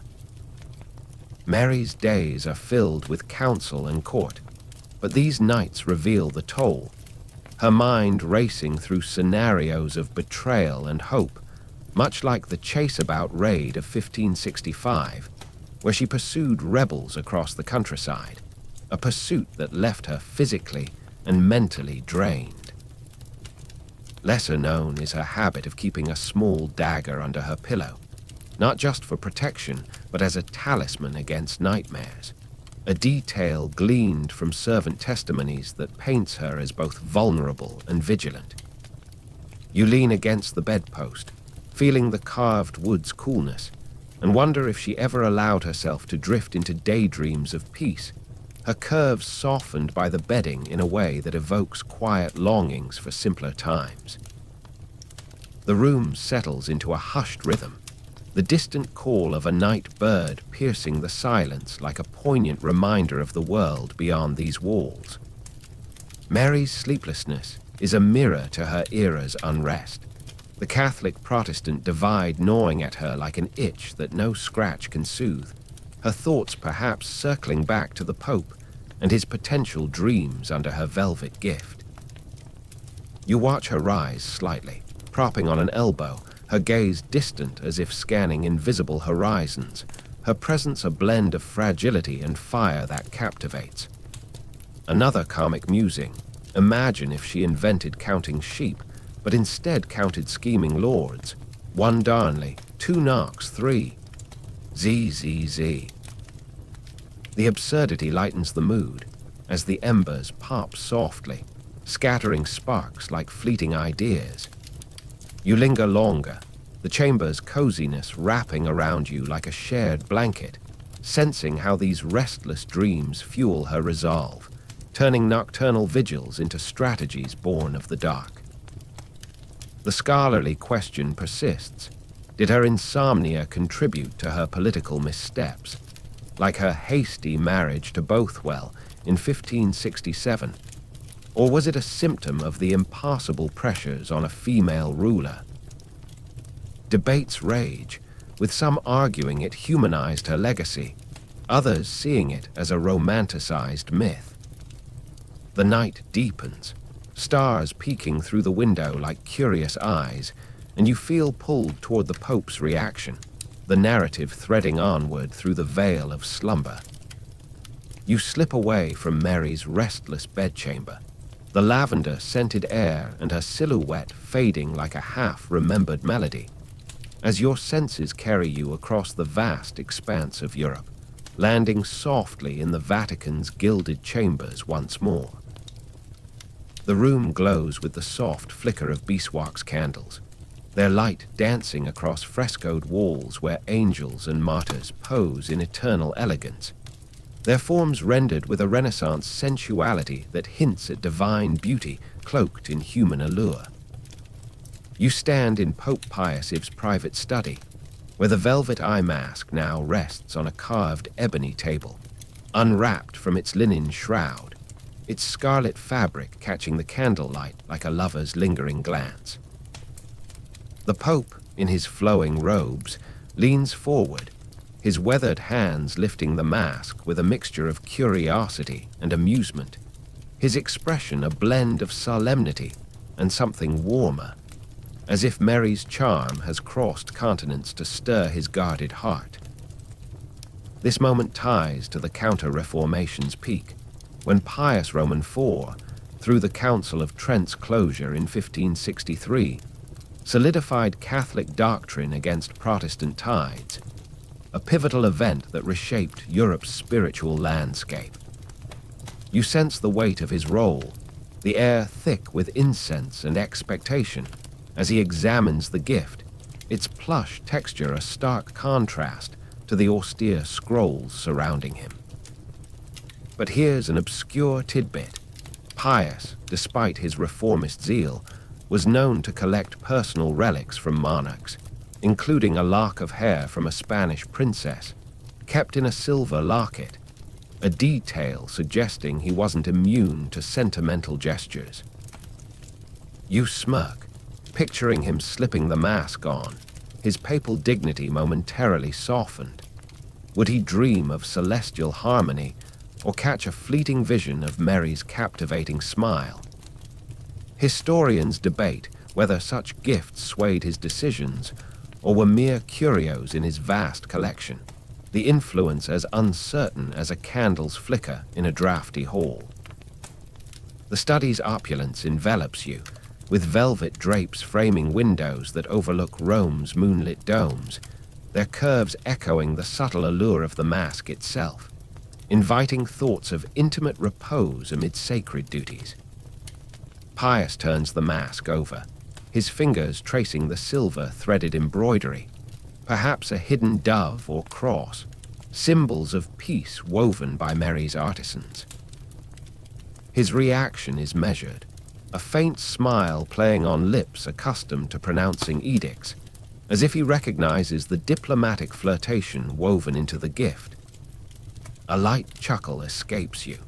Imagine his cardinals catching him testing it, their whispers wondering if the Holy Father's new bedtime ritual borders on the scandalous. The humor tempers the scene's gravity as you envision him adjusting the straps, the velvet kissing his eyelids like a whispered prayer, blending formality with a touch of forbidden curiosity.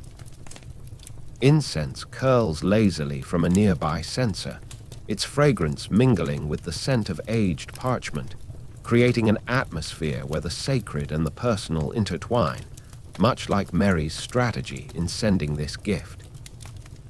The eye mask's arrival coincides with Pius's efforts to mediate between Catholic powers, such as Spain and France, during a time of escalating tensions, like the French Wars of Religion in 1562.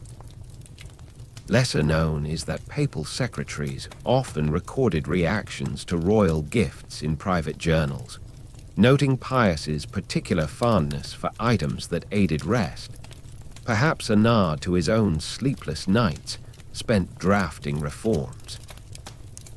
You lean against an imagined pillar, the cool marble grounding you, and ponder if he donned the mask that very night, seeking respite from the burdens of Christendom, his thoughts drifting to a Scottish queen whose beauty was as renowned as her faith.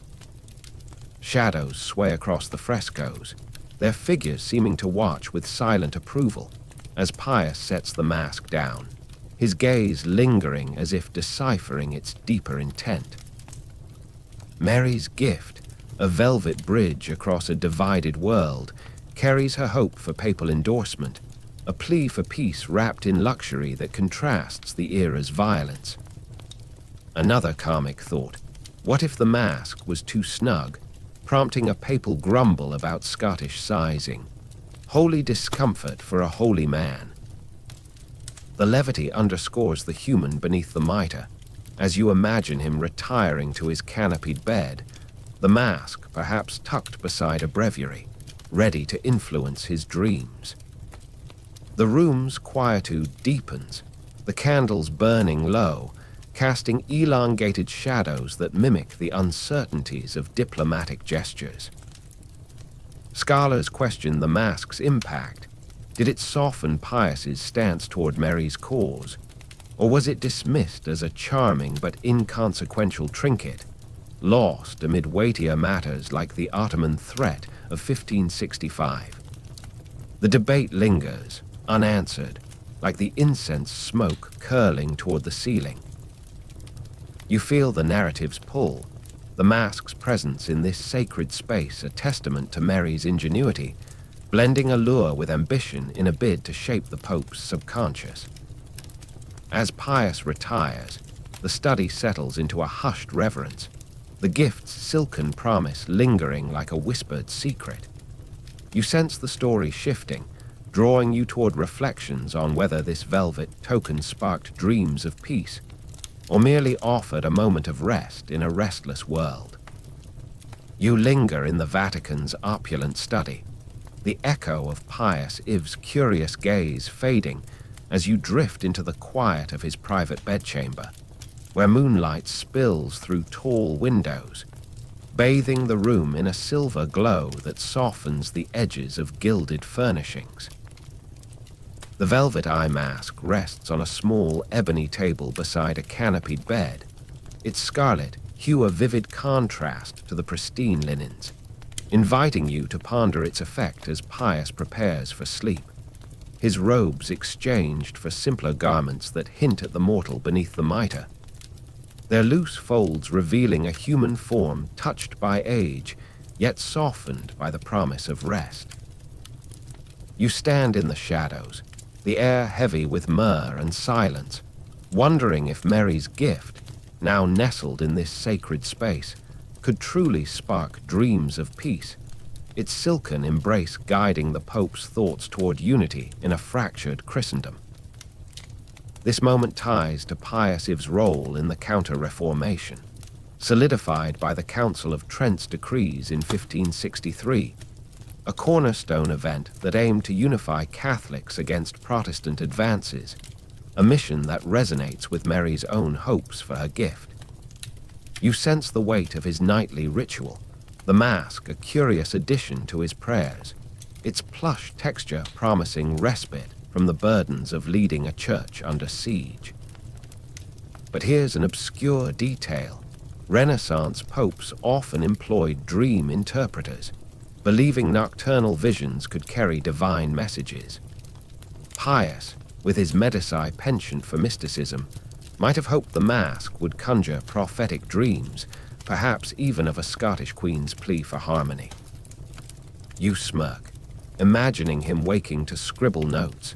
Did he see olive branches or Mary's enigmatic smile in his slumber? Historians debate whether such gifts influenced papal policy or were dismissed as fanciful gestures, the outcome veiled like the darkness beneath the mask itself. The chamber feels intimate, the moonlight casting delicate patterns across the floor, mirroring the intricate embroidery on the mask, perhaps doves or crosses, symbols woven by Mary's artisans to evoke tranquility. You envision Pius slipping the mask on, its velvet caressing his eyelids with a tenderness that contrasts the era's harsh realities, his breathing slowing as he surrenders to the night. The gesture recalls Mary's broader diplomatic efforts, like her letters to Catholic powers during the 1560s, seeking allies against Protestant Scotland and Elizabeth's England. A light chuckle escapes. Suppose the mask worked too well, plunging Pius into such deep sleep that he missed morning mass. The comic image lightens the solemnity as you picture him stirring, the mask askew, perhaps muttering about divine visions or simply better rest. Incense lingers from a nearby censer, its fragrance blending with the faint scent of the mask's possible jasmine infusion, creating an atmosphere where the sacred and the sensory intertwine, much like Mary's blend of piety and allure in her diplomacy. You lean closer to the bed, the linen's crispness inviting thoughts of repose, and ponder if the mask fulfilled its purpose, guiding Pius toward dreams of a reconciled church, free from the violence of events like the French wars of religion in 1562. Lesser known is that Pius, plagued by insomnia, consulted apothecaries for sleep aids, making Mary's gift not just symbolic but practical, tailored to his personal needs. Did he feel her presence in the darkness, her charm woven into the fabric, urging peace through slumber? Scholars question whether such personal gestures swayed his stance on Scotland's Catholic cause, or were overshadowed by larger geopolitical concerns, the impact as elusive as a dream's fading edges. The room's quietude deepens, the moonlight shifting to highlight the mask's silver threads, glinting like stars in a velvet sky, and you feel the weight of Mary's intent, a queen's hope carried across continents, entrusted to this intimate act of sleep. Pius's dreams, if they came, might have mingled visions of doctrinal unity with the subtle allure of the sender, her beauty a whispered subtext in the gift's design. Another humorous thought: what if he dreamt of debating Knox while wearing the mask, only to wake confused, wondering if velvet could resolve theological feuds? The levity underscores the human element as you imagine him rising, the mask set aside, its influence lingering like a half-remembered vision. You stand by the window, the cool glass grounding you, overlooking Rome's silent streets, where the faithful gather even in darkness, their prayers echoing Mary's own for peace. The mask's role in this narrative, a delicate thread in history's tapestry, prompts reflection on its deeper effect. Did it plant seeds of goodwill, or merely offer a night's respite? Debates persist among experts. Was Mary's gift a strategic masterstroke, softening Pius's heart toward her cause, or a charming but fleeting distraction in his busy papacy? The question hangs, unanswered, like the moon's pale light filtering through the curtains. As the chamber settles into a deeper hush, the candles burning low, you feel the pull of Mary's world again, her beauty and ambition intertwined with the era's restless dreams. The mask, a silent ambassador, has played its part, leaving you to wonder what visions it sparked in the Pope's sleep, drawing you onward to explore the broader tapestry of her influence. You drift from the Vatican's moonlit chambers, the velvet eye mask's quiet influence fading like a whispered prayer, as you find yourself back in the heart of Mary's Scottish court, standing in a grand hall where chandeliers gleam with 100 candles, their light casting a golden halo around her as she holds court. Mary, Queen of Scots, stands at the center, her auburn hair cascading in waves, her gown of emerald silk clinging to her form, accentuating the gentle curve of her waist and the graceful sweep of her neck. A vision so captivating it could hush even the most boisterous noble. The air hums with the scent of polished oak and her subtle rosewater perfume, a fragrance that lingers like an invitation, blending regal authority with a sensuality that makes hearts skip and allegiances waver. You watch, mesmerized, as she wields her beauty like a quill, crafting diplomacy with every glance. The velvet eye masks creation a mere thread in the tapestry of her strategic charm. This scene ties to Mary's reign in the early 1560s, when her return to Scotland after widowhood in France made her a focal point of European attention.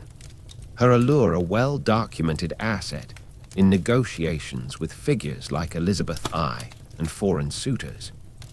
You feel the room's pulse, nobles circling her like moths to a flame, their eyes drawn to her poise, her every gesture a calculated dance of power and persuasion.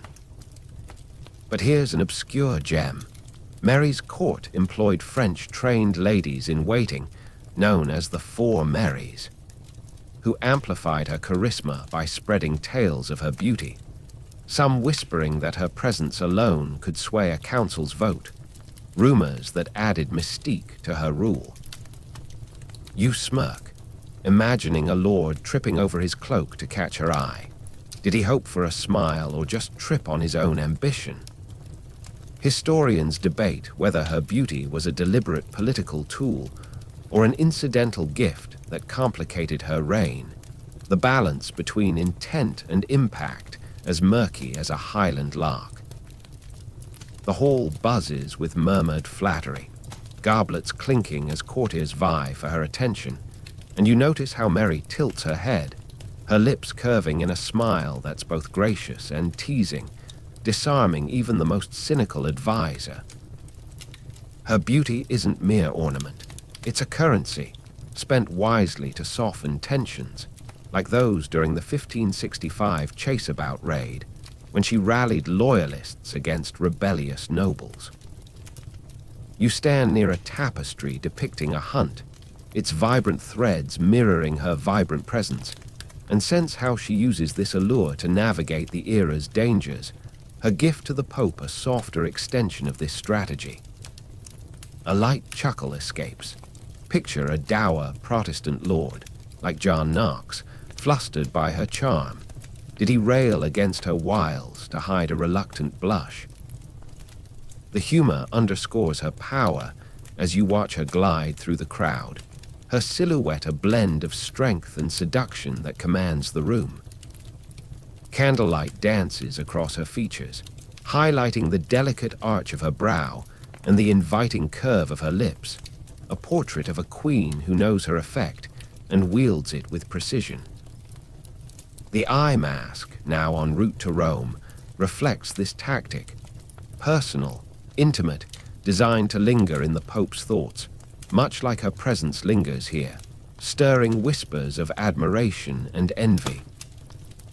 Lesser known is that Mary's court hosted masques where she performed, her dances subtly provocative, designed to captivate ambassadors. These performances, noted in obscure French chronicles, often preceded key diplomatic moves, like her papal outreach. You lean against a carved pillar, the wood cool under your palm, and ponder if she rehearsed such gestures in her mirror, perfecting the art of enchantment, her form softened by silk in a way that evokes quiet fantasies of alliance and affection. The air grows warmer, filled with the scent of wine and intrigue as Mary engages a foreign envoy, her laughter a melodic counterpoint to the hall's clamor, each note a calculated step in her diplomatic ballet. Her beauty, a political tool, shapes moments like her negotiations for a second marriage, which culminated in her union with Darnley in 1565, a choice driven by both strategy and passion. Another comic thought, what if her charm misfired, leaving a smitten envoy proposing trade deals that favored poetry over grain? The levity lightens the scene, as you imagine her deflecting such ardor with a witty quip, her eyes sparkling with mischief.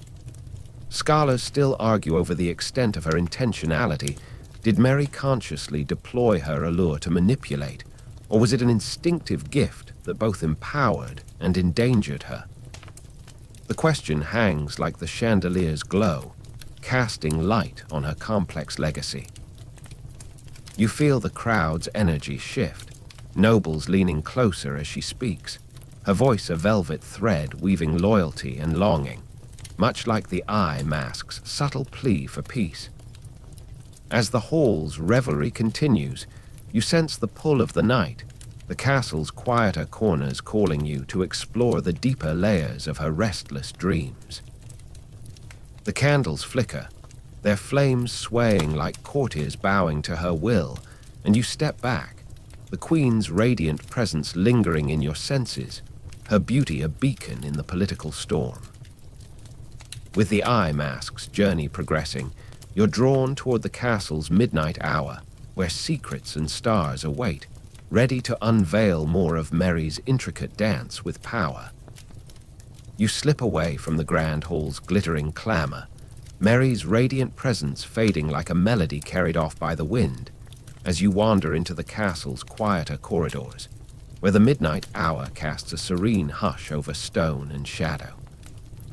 The air is cool, tinged with the faint scent of extinguished candles and damp earth seeping through ancient walls, and you find yourself in a narrow passage leading to a small balcony overlooking the star-strewn Scottish night. Moonlight bathes the landscape in silver, illuminating rolling hills and the distant loch, its surface rippling like silk under a lover's touch, evoking a quiet beauty that mirrors Mary's own. Elegant yet restless, a queen whose heart pulses with dreams beneath her poised exterior. You lean against the balustrade, the stone cold under your palms, feeling the stillness wrap around you like a cloak, inviting reflection on Mary's world as the castle sleeps. This midnight hour recalls the turbulent backdrop of Mary's reign, particularly the 1566 murder of David Rizzio in her presence, a brutal event that shattered her sense of security and deepened her nocturnal unease, a well-known trauma that haunted her nights. You gaze at the stars, their distant light a reminder of her hopes, like the velvet eye mask sent to the Pope, a gesture born in these quiet hours when strategies take shape. But here's an obscure detail. Mary often walked these battlements alone at night, cloaked to avoid recognition, as noted in a courtier's diary, seeking solace under the stars while guards whispered of her ghostly figure haunting the castle. You smile faintly, imagining her pacing, her silhouette a vision of grace. Did she ever trip over her cloak, cursing like a sailor under her breath? Historians debate whether these nocturnal wanderings were escapes from insomnia or deliberate moments to plot in solitude, the motive as elusive as the moonlight's fleeting glow. The balcony feels like a sanctuary, the night air crisp and laced with heather, stirring thoughts of Mary standing here, her form softened by a flowing robe that clings just enough to hint at the curves beneath, a blend of vulnerability and regal allure that captivates even the stars. You sense her presence, her eyes scanning the horizon as if searching for answers in the constellations, her mind perhaps drifting to the eye mask's journey, now crossing perilous Europe. The era's unrest, Catholic Protestant tensions, like those fueling the 1565 Chaseabout raid, keeps her awake, her thoughts a tapestry of faith and fear. A light chuckle escapes. What if a night owl hooted mid-thought, startling her into a rare laugh? Did queens giggle, or was that too undignified? The humor softens the scene, grounding her humanity amid the weight of her crown. Stars twinkle above, their patterns unchanging yet mysterious, much like Mary's strategies, which blend bold moves with subtle gestures, like a gift to pious Roman IV. You recall how her court navigated the Reformation storms, her Catholic devotion clashing with Scotland's shifting faith, a divide that shaped her every decision. Lesser known is that she consulted astrologers, a practice borrowed from her French upbringing to guide her diplomacy. Perhaps she sought celestial signs before sending the eye mask, hoping the stars aligned for peace. You lean further over the balustrade, the cool stone anchoring you, and imagine her here, her hair catching the moonlight like spun silver. Her form a quiet rebellion against the chaos, inviting whispers of admiration that linger in the night air. The castle's silence deepens, broken only by the distant creak of a guard's armor or the soft rustle of leaves below, and you feel Mary's restless spirit, her sleepless nights fueling the creativity behind her papal gift. Another comic thought. Suppose she tried stargazing to cure insomnia, only to miscount constellations and invent new ones, Orion's belt becoming Mary's tiara. The levity balances the gravity as you ponder her solitude, a queen alone with her ambitions under a vast sky. Scholars still argue over her emotional state during these years. Was her nocturnal pacing a sign of strategic brilliance, crafting plans like the eye mask, or a symptom of a heart overburdened by betrayal and loss? The question lingers, unanswered, like the stars' silent vigil. You breathe deeply, the night's chill mingling with the warmth of imagined connection, as if Mary's presence invites you to share her quiet defiance. The eye mask, a velvet thread in her diplomatic weave, carries her hopes across borders, its journey a mirror to these midnight musings where dreams of peace take root. As the stars burn brighter, you feel the pull toward the artisans who crafted this gift, their obscure hands shaping history in the shadows, drawing you deeper into the castle's nocturnal embrace. You descend from the balcony's starlit solitude, the night's chill clinging to your cloak as you weave through the castle's dim corridors, guided by the faint glow of a single lantern swaying in an unseen draft. The air shifts, now heavy with the scent of wool and wax, as you find yourself in a cramped workshop tucked beneath the castle's eaves, where artisans toil under flickering candlelight, their hands deftly stitching the velvet eye mask destined for the Pope. The room hums with quiet industry, needles flashing, threads whispering through fabric, and the soft clink of silver tools on a worn workbench, all crafting a gift that carries Mary's hopes.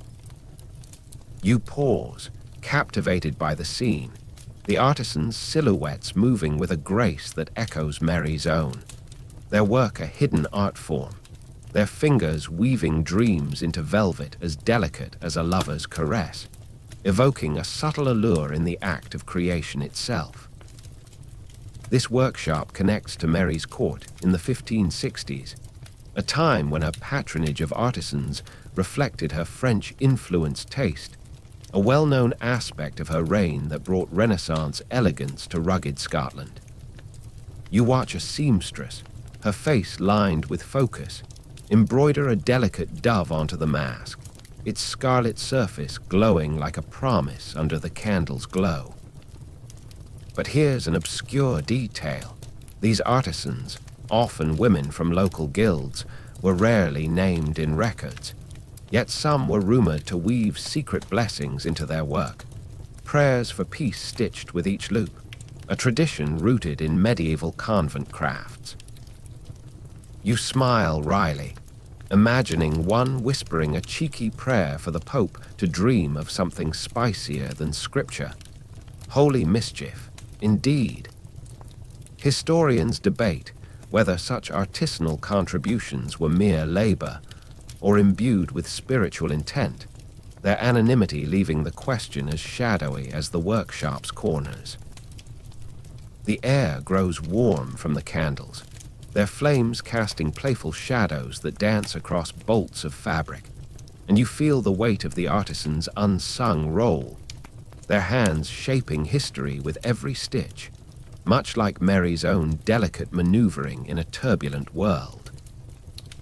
The eye mask, now nearly complete, lies soft and inviting, its silk lining smooth as whispered secrets, a testament to craftsmanship that mirrors the Queen's diplomatic finesse. You recall the broader context of her reign, like the 1565 marriage to Darnley, which stirred both courtly admiration and betrayal. Yet here, in this humble space, the focus is on creation, not conflict. A light chuckle escapes. Picture the artisans gossiping about papal bedtime habits. Did they jest that their mask might make pious Roman force snore in Latin? The humor grounds the scene, highlighting the human hands behind royal gestures. You approach the workbench, the scent of lanolin and dye mingling with the wax, and watch as a young apprentice adjusts the mask's straps, her fingers nimble yet reverent, as if aware of the gift's distant destiny. Mary's patronage extended to such workshops, fostering talent that rivaled European courts, but lesser known is that these artisans sometimes embedded tiny flaws, a dropped stitch, a skewed pattern, as humble nods to human imperfection, a practice noted in obscure guild logs. You lean closer, the velvet's texture tempting your touch, and ponder if these women saw their work as mere craft or as a silent prayer for peace. Their efforts a mirror to Mary's own restless heart, her form imagined in silken repose, her beauty a silent muse for their labor. The workshop's rhythm is soothing, the soft scrape of scissors and murmur of voices lulling like a bedtime tale, and you sense the connection between these artisans and Mary's grand vision. The eye mask a small but potent symbol of her outreach to Rome. Another comic thought, what if an artisan sneezed mid-stitch, embedding a rogue thread? Would the Pope notice or blame divine intervention for a lumpy nap? The levity balances the scene's quiet intensity, as you imagine the mask being folded, ready for its journey, its craftsmanship a testament to forgotten hands that shaped history's margins. Scholars still argue over the role of such artisans. Were they mere cogs in Mary's machine? Or did their work carry a cultural weight that influenced her diplomatic legacy? The question lingers, unanswered, like the faint glow of a candle about to gutter. The workshop settles into a deeper hush, the artisans' focus unbroken, their hands weaving a legacy that will outlast their names. You feel the pull of Mary's broader narrative, the eye mask a velvet thread connecting humble craft to lofty ambitions, its journey now a bridge between Scotland's rugged heart and Rome's sacred halls. As the candles burn low, casting long shadows that mimic the artisan's silent dedication, you prepare to follow the story onward, toward the rivalries that shaped Mary's world. You step away from the workshop's flickering candlelight, the artisan's quiet stitches fading into the hum of history, as you find yourself drawn back into the heart of the castle, where a grand receiving room pulses with the tension of whispered conspiracies. The air is thick with the scent of polished wood and spiced wine, and chandeliers cast a warm glow over tapestries depicting rival crowns, their threads taut with the weight of ambition. Mary stands at the room's center, her figure radiant in a sapphire gown that clings to her form, accentuating the elegant curve of her spine and the soft swell of her silhouette. A vision of regal allure that could unravel the resolve of even the most steadfast foe. You feel the undercurrent of rivalry, her presence a beacon amidst plots that swirl like shadows, her thoughts perhaps lingering on the velvet eye mask now journeying to Rome, a delicate counterpoint to the tangled schemes surrounding her. This scene ties to the well-documented rivalry between Mary and Elizabeth I, England's Protestant queen, whose mutual distrust fueled political intrigues throughout the 1560s. culminating in plots like the 1571 Ridolfi plot to depose Elizabeth in Mary's favor. You sense the weight of this enmity, the room buzzing with courtiers exchanging guarded glances, their loyalty as fluid as the wine in their goblets. But here's an obscure detail. Mary and Elizabeth never met, yet exchanged carefully worded letters laced with veiled barbs, some preserved in archives where Mary's flattery masked subtle challenges, her charm a weapon to unsettle her cousin. You smirk, imagining Elizabeth reading one such letter, her crown tilting as she fumes. Did she ever toss a quill in frustration, or was she too composed for such dramatics? Historians debate whether Mary's provocative correspondence was a strategic taunt or a desperate bid for recognition, the intent as elusive as moonlight on a clouded night. The receiving room feels charged, the tapestry's rival crowns seeming to glare at one another, mirroring the Queen's silent war. Mary moves through the crowd, her steps graceful, her smile a calculated blend of warmth and mystery that draws eyes like moths to a flame, her beauty a political tool sharpened by necessity. You watch her engage a nervous envoy, her voice low and melodic, disarming him with a glance that lingers just long enough to stir whispers of scandal. A light chuckle escapes. Picture a flustered lord spilling his wine under her gaze, blaming the vintage rather than her allure. The humor softens the tension as you sense the plot's thickening, nobles murmuring of alliances and betrayals, their words a web that threatens to ensnare Mary's hopes, including her papal gift. The eye mask, a subtle thread in this tapestry of rivalry, represents Mary's outreach beyond Elizabeth's reach, a bid for Catholic solidarity that could tip the balance. You recall the broader context of her reign, like her 1565 marriage to Darnley, which Elizabeth viewed as a threat, escalating tensions that fueled plots on both sides. Lesser known is that Mary's court employed secret couriers, often disguised as merchants, to smuggle messages past English spies. The eye mask's journey likely relied on such clandestine routes, noted in obscure diplomatic logs. You lean against a carved chair, its wood warm from the fire's glow, and imagine Mary here, her form softened by the candlelight, her curves a quiet defiance against the plots that seek to undo her, evoking a beauty that's both weapon and vulnerability. The air grows heavier, the scent of intrigue mingling with the wine, as a courtier whispers of Elizabeth's spies infiltrating Scottish borders, their eyes on every parcel, including, perhaps, the one bound for Rome. Mary's composure remains, her laughter a melodic shield, but you sense the strain, her nights restless with the knowledge of rivals watching her every move.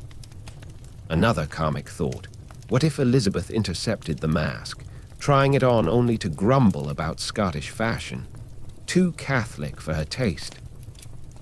The levity underscores the stakes, as you watch Mary navigate this den of schemes, her charm a beacon in the storm, much like the velvet gift meant to sway a pope's dreams. Scholars still ponder the dynamics of this rivalry. Did Mary's beauty and boldness provoke Elizabeth's caution? Or was their conflict inevitable, rooted in irreconcilable faiths and crowns? The question hangs like the chandelier's glow, illuminating the room's undercurrents. You feel the pull of the narrative, the eye masks journey a delicate thread amidst these tangled plots, Mary's ambition a flame that burns bright despite the encroaching shadows.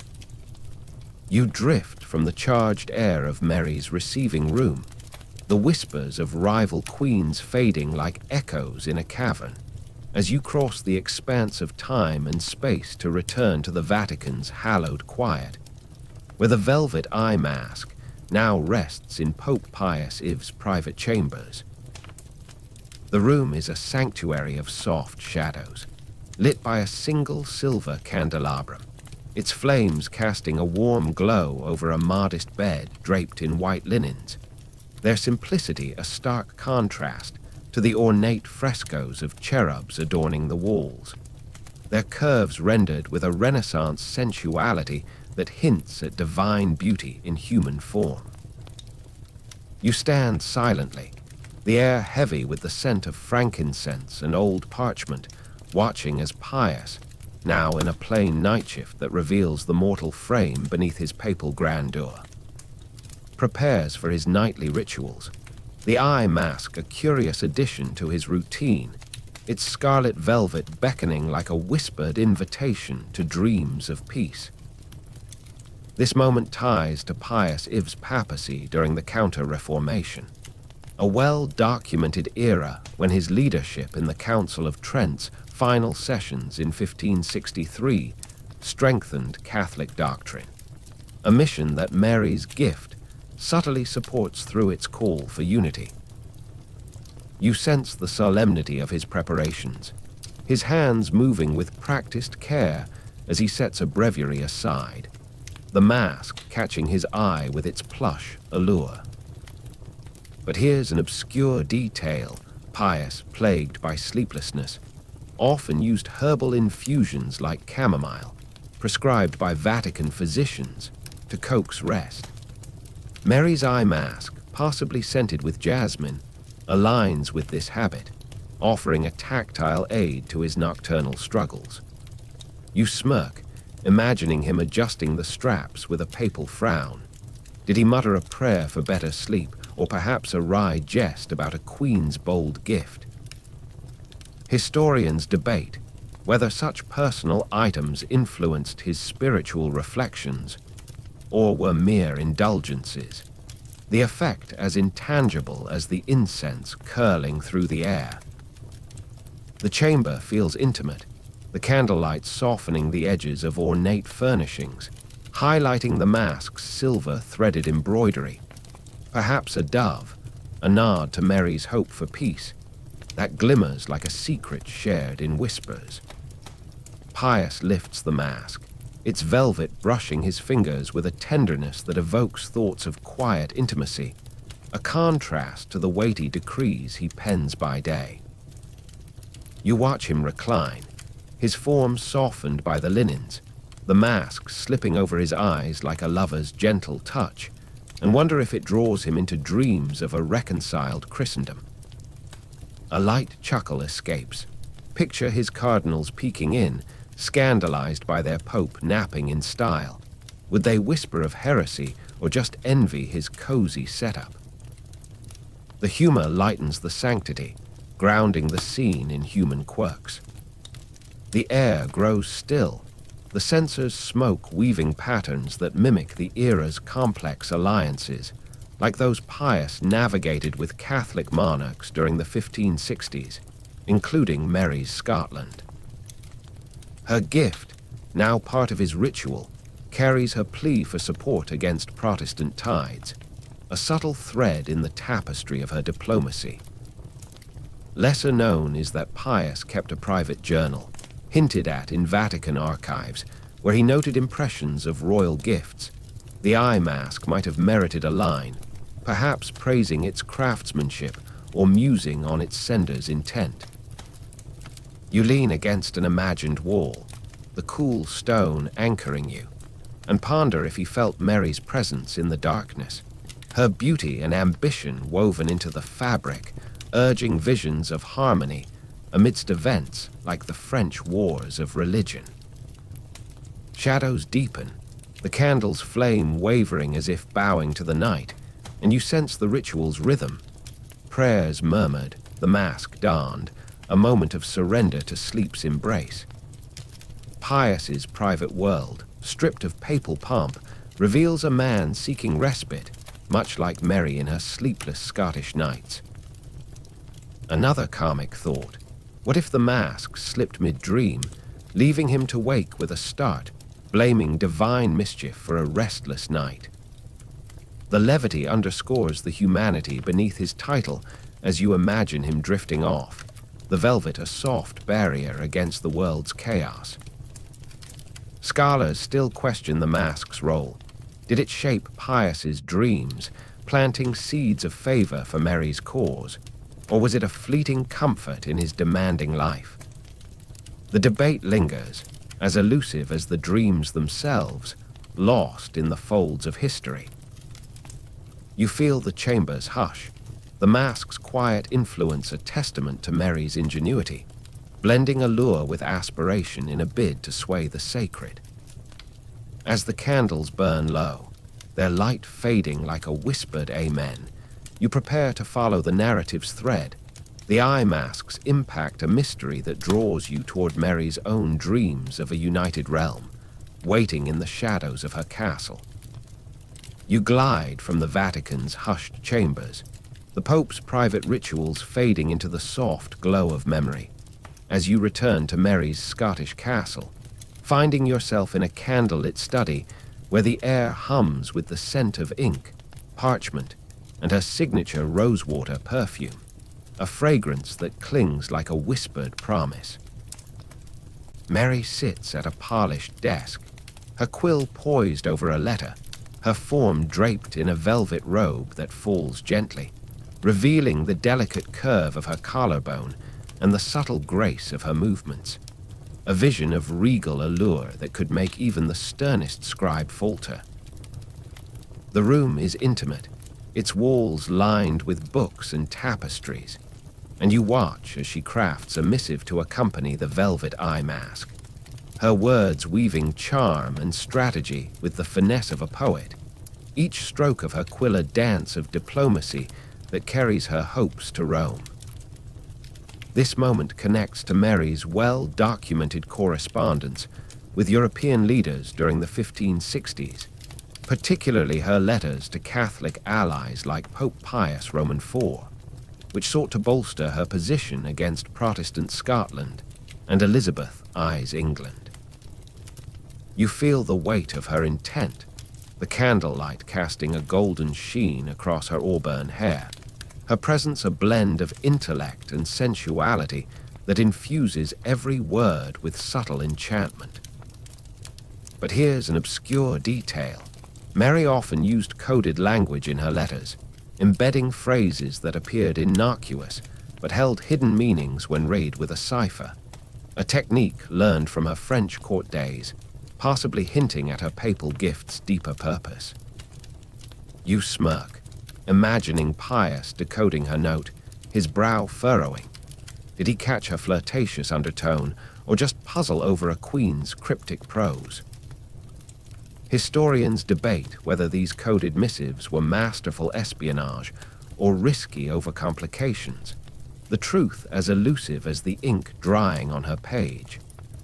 The study's warmth envelops you, the fire crackling softly, its sparks mimicking the lively spark in Mary's eyes as she writes, her lips curving in a knowing smile that suggests she enjoys this game of words.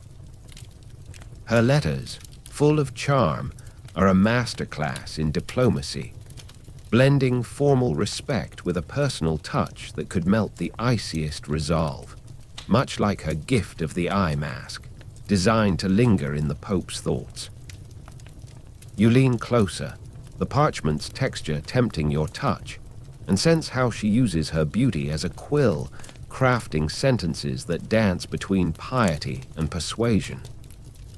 A light chuckle escapes. Picture a Vatican scribe blushing over her compliments, wondering if he should confess such stirrings to his superior. The humor lightens the scene, grounding her charisma in human whimsy. Mary's correspondence ties to pivotal moments, like her negotiations for papal support during the 1565 Chaseabout raid, when she faced rebellious Protestant lords. Her letters to Rome, laced with charm, aim to secure favor, much like the eye mask's velvet promise of peaceful dreams.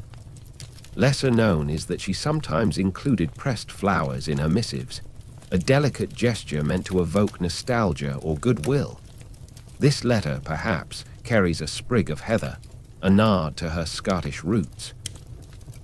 You watch her seal the letter with wax, her ring pressing firmly, the act intimate, as if sealing a secret shared in the quiet of night.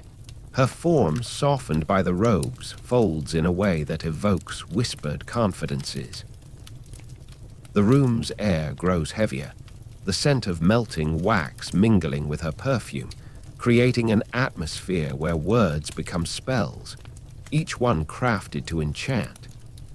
You sense the broader context of her reign, where every letter was a thread in a web of alliances, countering threats like Elizabeth's spies or Knox's sermons. Another karmic thought: what if Pius misread her charm as a marriage proposal, sending back a polite refusal in Latin? The levity underscores her skill as you imagine her pausing, her quill hovering, perhaps picturing the Pope donning her gift, his dreams shaped by her words. Scholars still argue over the impact of her epistolary charm. Did it genuinely sway allies like Pius, or was it dismissed as feminine flourish in a patriarchal world? The question lingers, like the candle's fading light, unanswered amid the archives. You feel the pull of the narrative, Mary's letters a bridge to the era's religious storms, her words a velvet echo of the eye mask's mission, drawing you toward the broader conflicts that shaped her gift's purpose. You ease away from Mary's candlelit study, the scent of her rosewater perfume and the soft scratch of her quill fading like a whispered secret, as you step into a broader hall where the air crackles with the tension of a divided world. The walls are hung with heavy tapestries depicting clashing armies and fervent preachers, their threads vibrant with the chaos of the 16th century, and you feel the weight of religious storms that buffet Mary's reign, her silhouette lingering in your mind, her gown's silhouette accentuating her form's graceful curves, a vision of resilience that stirs both admiration and a quiet yearning. Windows line the hall, their glass rattling faintly from gusts outside, mirroring the turbulent era, and you pause to gaze at the stormy night, clouds racing across the moon like omens, reflecting the unrest that fuels Mary's velvet eye mask, a delicate plea for peace amid a tempest of faith. This hall evokes the broader context of the Protestant Reformation, sparked by Martin Luther's 1517 Theses and cemented in Scotland by John Knox's fiery sermons, a well-known upheaval that pitted Catholic loyalty against Protestant zeal, shaping Mary's every move, including her gift to Pope Pius Roman IV. You sense the storm's intensity, the air thick with imagined echoes of chants and clashes, as if the castle itself breathes the era's discord. But here's an obscure detail. During this period, Catholic nobles in Scotland sometimes hid priests in secret chambers, called priest holes, to preserve their faith. Mary, aware of these, may have drawn inspiration for her papal gift from such clandestine acts of devotion, embedding a call for unity in velvet. You smirk, picturing a priest tripping over a candlestick in one such hideout, holy stealth gone comically awry. Historians debate whether Mary's Catholic gestures, like the eye mask, were acts of genuine faith or pragmatic politics to counter Protestant dominance, the truth as turbulent as the winds outside.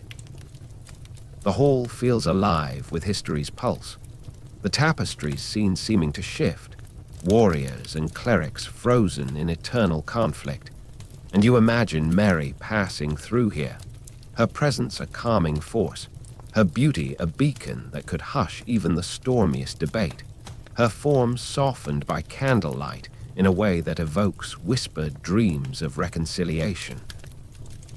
The religious divide, stark and unyielding, fueled events like the 1565 Chaseabout raid, where Mary pursued Protestant rebels, her resolve tempered by the hope of alliances, like that with Rome. A light chuckle escapes. Imagine Knox railing against her gift, calling it a popish bauble, only to secretly wish for a nap under its velvet embrace. The humor grounds the tension as you sense the era's storms shaping her strategy, the eye mask a soft counterpoint to the era's hard edges. Rain lashes the windows, its rhythm a mirror to the Catholic-Protestant clashes that tore Europe apart, from France's religious wars to Scotland's own schisms. You recall lesser-known practices. Catholic diplomats sometimes carried relics in their travels, believing they warded off Protestant threats. Mary's courier, bearing the eye mask, might have clutched a blessed token, a detail hinted at in obscure travel logs. You lean against a stone pillar, its coolness grounding you, and picture Mary contemplating these storms, her form poised yet restless, her curves a quiet defiance against the chaos, as if her beauty itself could broker peace where swords failed. Did she envision the Pope dreaming under her gift, seeing visions of a united faith, or was her hope more earthly, tied to political survival? The hall's shadows deepen, the candlelight wavering like uncertain allegiances, and you feel the weight of Mary's challenge, navigating a world where faith was both shield and sword. Another comic thought, what if the eye mask arrived rain-soaked, prompting Pius to grumble about Scottish weather, divine displeasure, or just bad packing? The levity underscores the era's gravity as you sense the storm's impact on her gift's purpose, a velvet gesture meant to calm the tempest. Scholars still argue over the efficacy of her Catholic outreach. Did it strengthen her position? Or was it a futile stand against the Protestant tide, the outcome lost in history's turbulent currents? The storm outside rages on, its howl a chorus of the era's unrest, and you feel drawn toward the fate of Mary's gift, its journey a fragile thread in this chaotic tapestry. Her ambition, laced with charm, pulses through the hall, inviting you to explore the mysteries of what became of her velvet offering. You move from the storm-swept hall, the echoes of religious tempests fading like distant thunder, as you find yourself in a dusty archive, not of stone and tapestry, but of imagination, where ancient shelves groan under the weight of forgotten scrolls and ledgers, their parchment yellowed like old bones. The air is thick with the musty scent of time, mingled with the faint trace of wax seals long broken, and you stand amidst this silent repository, searching for traces of Mary's velvet eye mask. Its scarlet threads now a ghost in history's vast tapestry. In your mind's eye, Mary lingers, her form a vision of elegance, her gown clinging softly to her curves, the curve of her neck illuminated by an imagined candle, evoking a timeless allure that seems to whisper through the ages, urging you to uncover the fate of her gift to Pope Pius Roman IV, a token meant to dream of peace, but now lost to the dust of centuries. This archive connects to the broader narrative of Mary's diplomatic efforts in the 1560s, particularly her outreach to Catholic powers like the papacy, a well-known strategy to counter Protestant Scotland and Elizabeth I's England, as seen in her letters and gifts sent across Europe. You run your fingers along a crumbling ledger, feeling the fragility of history, and ponder the eye mask's journey, its delicate velvet likely unrecorded in the Vatican's vast inventories. But here's an obscure detail. Many royal gifts of the era, especially textiles, were repurposed or lost during papal transitions, with items like Mary's mask possibly stored in forgotten trunks or gifted to lesser clergy, as noted in obscure Vatican records. You smirk, imagining a lowly monk donning the mask, dreaming not of peace, but of a queen's enigmatic charm. Holy naps with a hint of scandal. Historians debate whether such gifts were preserved as relics or discarded as ephemera, their fate as uncertain as a candle's flame in a draught. The archive's dimness feels heavy, lit only by a single imagined lantern that casts long shadows, mimicking the elusive traces of Mary's gift. You sift through mental stacks of documents, picturing the mask's possible paths, perhaps tucked away in a papal storeroom, its silver threads tarnishing, or maybe unraveling in some forgotten corner of Rome. The era's chaos, like the 1566 Rizzio murder that shook Mary's court, underscores the fragility of such gestures, easily lost amid political upheavals. A light chuckle escapes. Suppose the mask ended up in a Vatican laundry, mistaken for a cardinal's lost kerchief. The humor grounds the scene, reminding you that even grand gestures can vanish into history's mundane corners. Dust motes dance in the lantern's glow, each speck a fragment of untold stories, and you sense Mary's presence, her beauty a lingering echo, her form softened by the imagined light, as if she too searches for her gift's legacy. The eye mask, a symbol of her hope for peace, was sent to influence Pius Roman IV, whose papacy navigated tensions like the French wars of religion.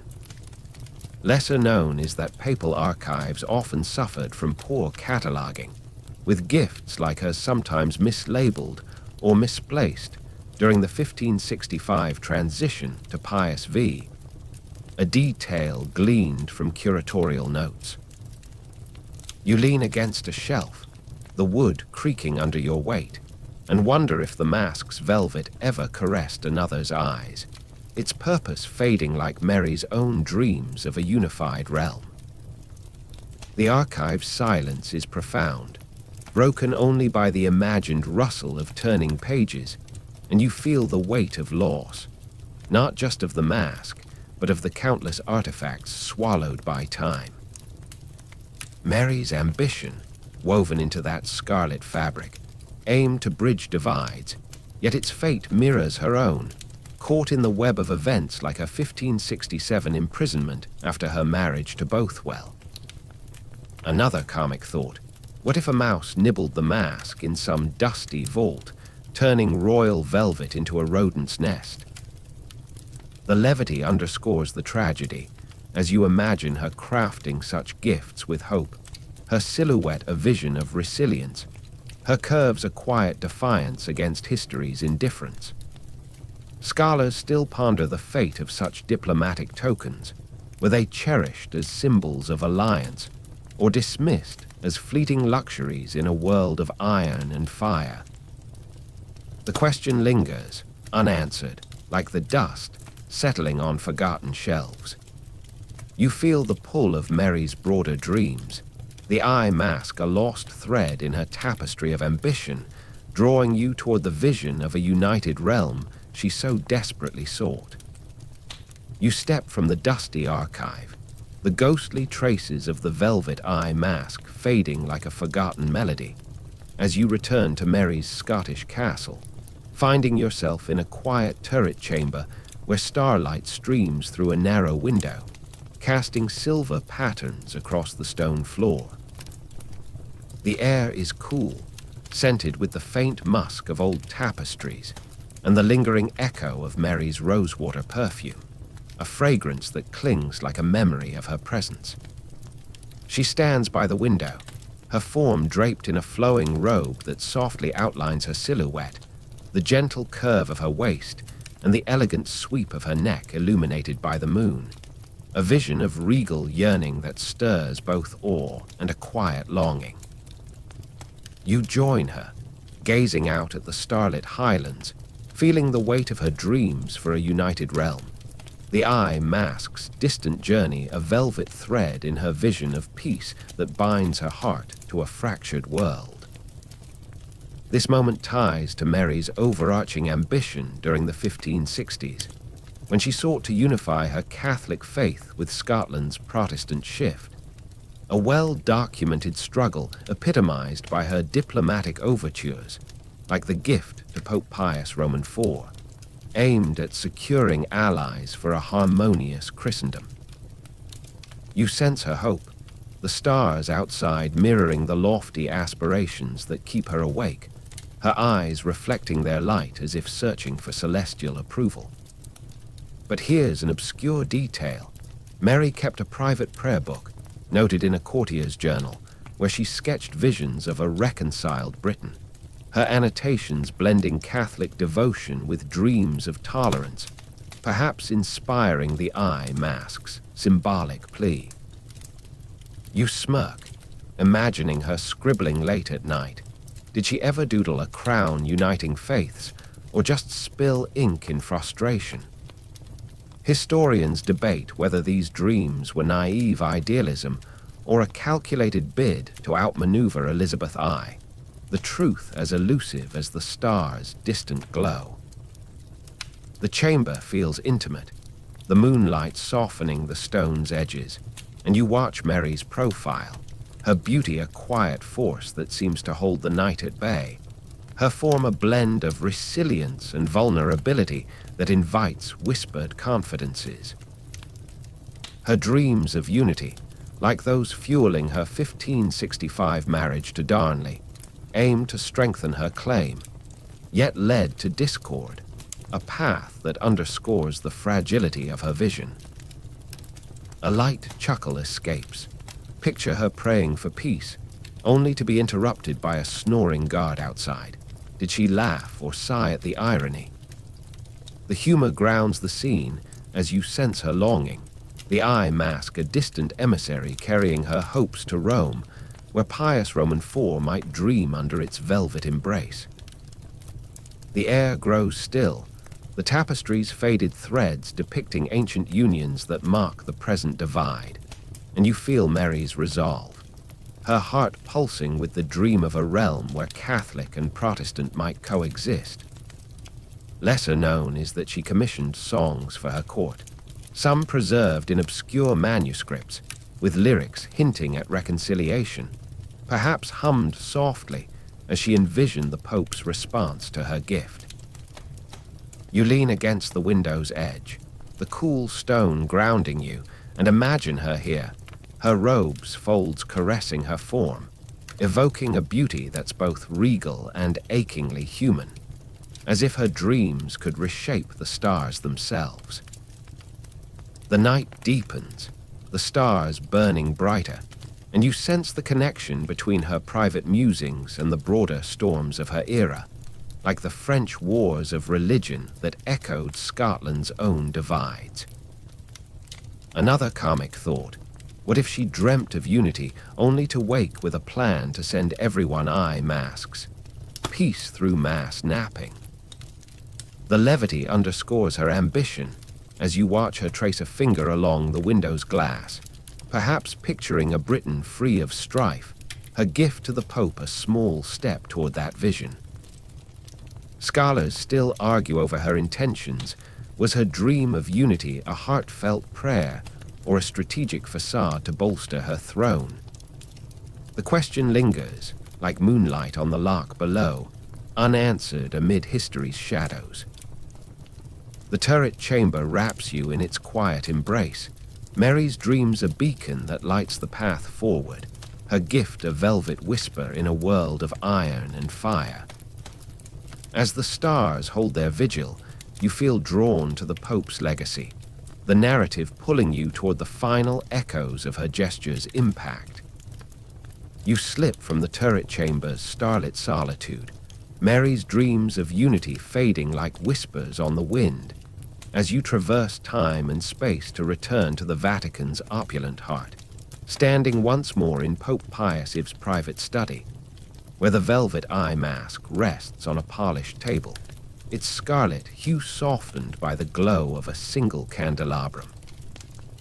The air is heavy with the scent of aged vellum and lingering incense, and you imagine Pius, his form cloaked in simple linens that reveal the mortal beneath the mitre, contemplating the mask's significance, his weathered features etched with both wisdom and weariness. The room's frescoes, depicting saints in graceful poses, seem to watch with quiet intrigue, their curves hinting at a divine allure that echoes the subtle sensuality of Mary's gift, a token meant to inspire dreams of peace in a world torn by faith. This moment ties to Pius X's legacy as the architect of the Counter-Reformation's culmination. His leadership in the Council of Trent, 1563, closure a well-known triumph that fortified Catholic doctrine against Protestant advances. A mission Mary's eye mask subtly supports with its plea for unity. You sense the weight of his thoughts, the mask a curious relic amidst scrolls of decrees, its velvet a whisper of a distant queen's ambition. But here's an obscure detail. Pius, a Medici by birth, was known to gift personal items to allies, sometimes regifting royal presents like Mary's to lesser clergy, as noted in Vatican ledgers, suggesting her mask might have wandered beyond his chambers. You smirk, picturing a puzzled bishop donning it, dreaming of papal favor, or perhaps of a Scottish queen's enchanting smile. Historians debate whether Pius's response to such gifts shaped his diplomacy or was overshadowed by larger concerns, like the Ottoman threat of 1565, the impact as ambiguous as the shadows pooling in the room's corners. The study feels hushed, the candlelight casting a warm glow that softens the edges of ornate furnishings, and you envision Pius lifting the mask, its silver threads glinting like a secret shared in twilight, his fingers tracing its contours with a mix of reverence and curiosity. His legacy, a blend of reform and pragmatism, intersects with Mary's hopes, her gift a delicate thread in the tapestry of Catholic solidarity. A light chuckle escapes. Imagine his cardinals whispering about the mask, wondering if it's a holy relic or a queen's flirtatious whim. Did they dare test it themselves, seeking divine naps? The humor grounds the scene, highlighting the human beneath the papal grandeur as you picture him setting the mask aside, perhaps musing on its sender's intent. Incense curls lazily from a silver censer, its fragrance mingling with the faint jasmine of the mask, creating an atmosphere where the sacred and the personal blur, much like Mary's diplomatic charm. Pius's papacy navigated complex alliances, like those with Spain and France, and Mary's gift, arriving amidst these tensions, aimed to sway his heart toward her cause. Lesser known is that Pius corresponded with female rulers in a paternal tone, his letters to Mary, preserved in fragments, praising her faith but sidestepping firm commitments, a detail suggesting cautious diplomacy. You lean against an imagined desk, the wood cool under your palm, and wonder if he wore the mask, its velvet kissing his eyelids, prompting dreams of peace, or perhaps of a queen whose beauty was as renowned as her ambition. The room's quietude deepens, the fresco's saints seeming to lean closer, their eyes reflecting the candle's flicker, as if questioning the mask's legacy in Pius's hands. His reign, marked by efforts to unify Christendom, contrasts the era's violence like the French wars of religion, yet the eye mask's impact remains elusive, a gesture lost in the broader sweep of history. Another comic thought, what if Pius, waking from a dream, scribbled a decree inspired by velvet-induced visions, only to misplace it among his papers? The levity underscores the ambiguity as you sense the mask's subtle influence, a testament to Mary's ingenuity in a world of iron and fire. Scholars still ponder Pius's stance on Mary's gesture. Did it soften his heart toward her Catholic cause? Or was it a fleeting curiosity, dismissed amid weightier matters? The question hangs, like the incense smoke, unanswered in the annals of time. You feel the narrative's pull, the mask's legacy a faint echo in Pius's world, drawing you toward the final moments of Mary's story, where her hopes and heart converge. You drift from the Vatican's solemn study, the faint trace of Pius Ives' contemplation over the velvet eye mask dissolving like incense in the air, as you find yourself back in Mary's Scottish castle, standing once more in her private bedchamber as dawn's first light creeps through the heavy curtains. The air is soft with the lingering scent of lavender and wax, the embers in the hearth glowing faintly, casting a warm, fading glow across the room where Mary reclines on her bed, her form draped in a silken nightgown that clings gently to her curves, the soft outline of her figure a vision of quiet resilience, evoking a subtle allure that blends vulnerability with regal grace. You pause at the threshold, feeling the weight of her secrets, the eye mask's journey now a distant thread in her tapestry of hopes, as the candlelight fades, leaving whispers of her ambitions lingering in the dawn's tender embrace. This moment ties to the twilight of Mary's active reign in the mid-1560s, particularly the tumultuous period leading to her 1567 abdication after the murder of Darnley and her marriage to Bothwell, a well-documented spiral that marked the decline of her power. You sense the stillness of the hour, the chamber a sanctuary where Mary grapples with her dreams of peace, her thoughts perhaps drifting to the Pope, and the velvet gift now lost to history's shadows. But here's an obscure detail. Mary kept a small journal, mentioned in a confidante's letters, where she recorded fleeting thoughts at dawn, some hinting at her longing for a reconciled realm, possibly imagining the Pope's dreams under her mask. You smirk, picturing her scribbling with a yawn. Did she ever nod off mid-sentence, her quill leaving a comical ink blot? Historians debate whether these writings reveal genuine hope or a queen masking despair with poetic flourishes, the truth as fleeting as the dawn's first rays. The bedchamber feels hushed, the tapestry's faded scenes of courtly love softening in the dim light, and you watch Mary shift restlessly, her auburn hair spilling across the pillows like a cascade of embers, her beauty a quiet defiance against the encroaching day. The eye mask, a symbol of her diplomatic reach, connects to her broader struggles, like the 1565 Chaseabout raid, where she fought to maintain her Catholic vision against Protestant rebels. A light chuckle escapes. Imagine her wondering if Pius wore the mask, only to picture him snoring through a conclave, velvet askew. The humor grounds the scene, as you sense her secrets lingering, the chamber a vault for her unspoken fears and aspirations. Her form softened by the silken folds in a way that evokes whispered dreams of a different fate. Dawn's light grows stronger, filtering through the curtains to highlight the delicate curve of her neck, a reminder of her allure that shaped courts and conspiracies alike. You approach the bed, the floorboards creaking softly, and feel the weight of her solitude, her thoughts a tapestry of faith and ambition woven in these quiet hours. Lesser known is that Mary often burned letters at dawn to protect her plans, a practice noted in a servant's testimony, perhaps ensuring no trace remained of her papal correspondence beyond the mask itself.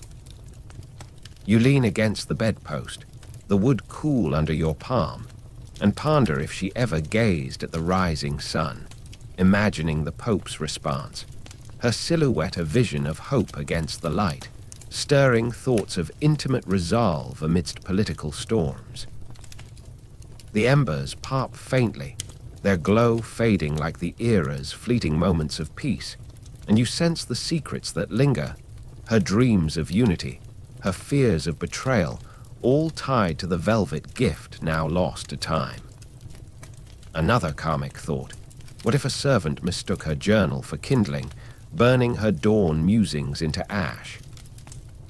The levity underscores the fragility of her legacy as you watch her rise, her movements graceful yet heavy, her beauty a beacon in the gathering light. Scholars still argue over her emotional state in these years. Was her hope for peace a genuine vision, or a desperate facade as her reign crumbled? The question lingers, like the fading candlelight, unanswered amid the dawn's gentle advance. The chamber settles into a tender quiet, the world outside stirring as the castle awakens, and you feel the pull of Mary's final reflections, her story nearing its close as the light of day overtakes the secrets of the night, drawing you toward the legacy of her velvet gesture. You linger in Mary's bedchamber as dawn's light strengthens, the fading embers and her silken silhouette dissolving into the soft glow of morning, as you find yourself drawn to a quiet alcove overlooking the castle's gardens, where dew sparkles on roses like tears of a bygone era. The air is fresh, scented with earth and blooming heather, a gentle contrast to the heavy intrigue of the night, and you feel Mary's presence beside you, her form imagined in a flowing gown that caresses her curves, the morning breeze tracing the elegant line of her neck, a vision of resilient beauty that whispers of her legacy. You stand here, the velvet eye mask's journey complete, its purpose woven into the tapestry of her life, and reflect on her story. A queen whose dreams of peace, like the mask sent to the Pope, flicker softly in history's memory, a legacy both grand and fragile, like the dawn itself. This alcove ties to the twilight of Mary's reign, marked by her 1567 abdication and eventual execution in 1587, a well-known tragedy that cemented her as a Catholic martyr and romantic icon, her life a saga of ambition and loss. You sense the weight of her legacy, the gardens below a mirror to her hopes for unity, their orderly rows defying the chaos of her era, much like a gift aimed to inspire peace in pious Roman IV. But here's an obscure detail. Mary's final letters, written in captivity, often referenced her earlier diplomatic gifts, including hints of the eye mask, as symbols of her unfulfilled dreams, noted in a French archive as pleas for remembrance rather than power. You smirk, imagining her penning these with a wry smile. Did she ever jest that her mask gave the Pope better sleep than she ever had? Historians debate whether her legacy was shaped by such gestures or overshadowed by her political failures, the balance as delicate as the dew on a petal. The alcove's tranquility wraps around you, the morning light softening the stone walls, and you envision Mary standing here, her beauty a quiet defiance, her form glowing with a grace that transcends her tragedies, evoking a longing for the peace she sought. Her life, marked by events like the 1566 Rizzio murder, was a storm of betrayal and hope, yet the eye mask remains a tender note in her symphony, a velvet whisper of unity in a divided world. A light chuckle escapes.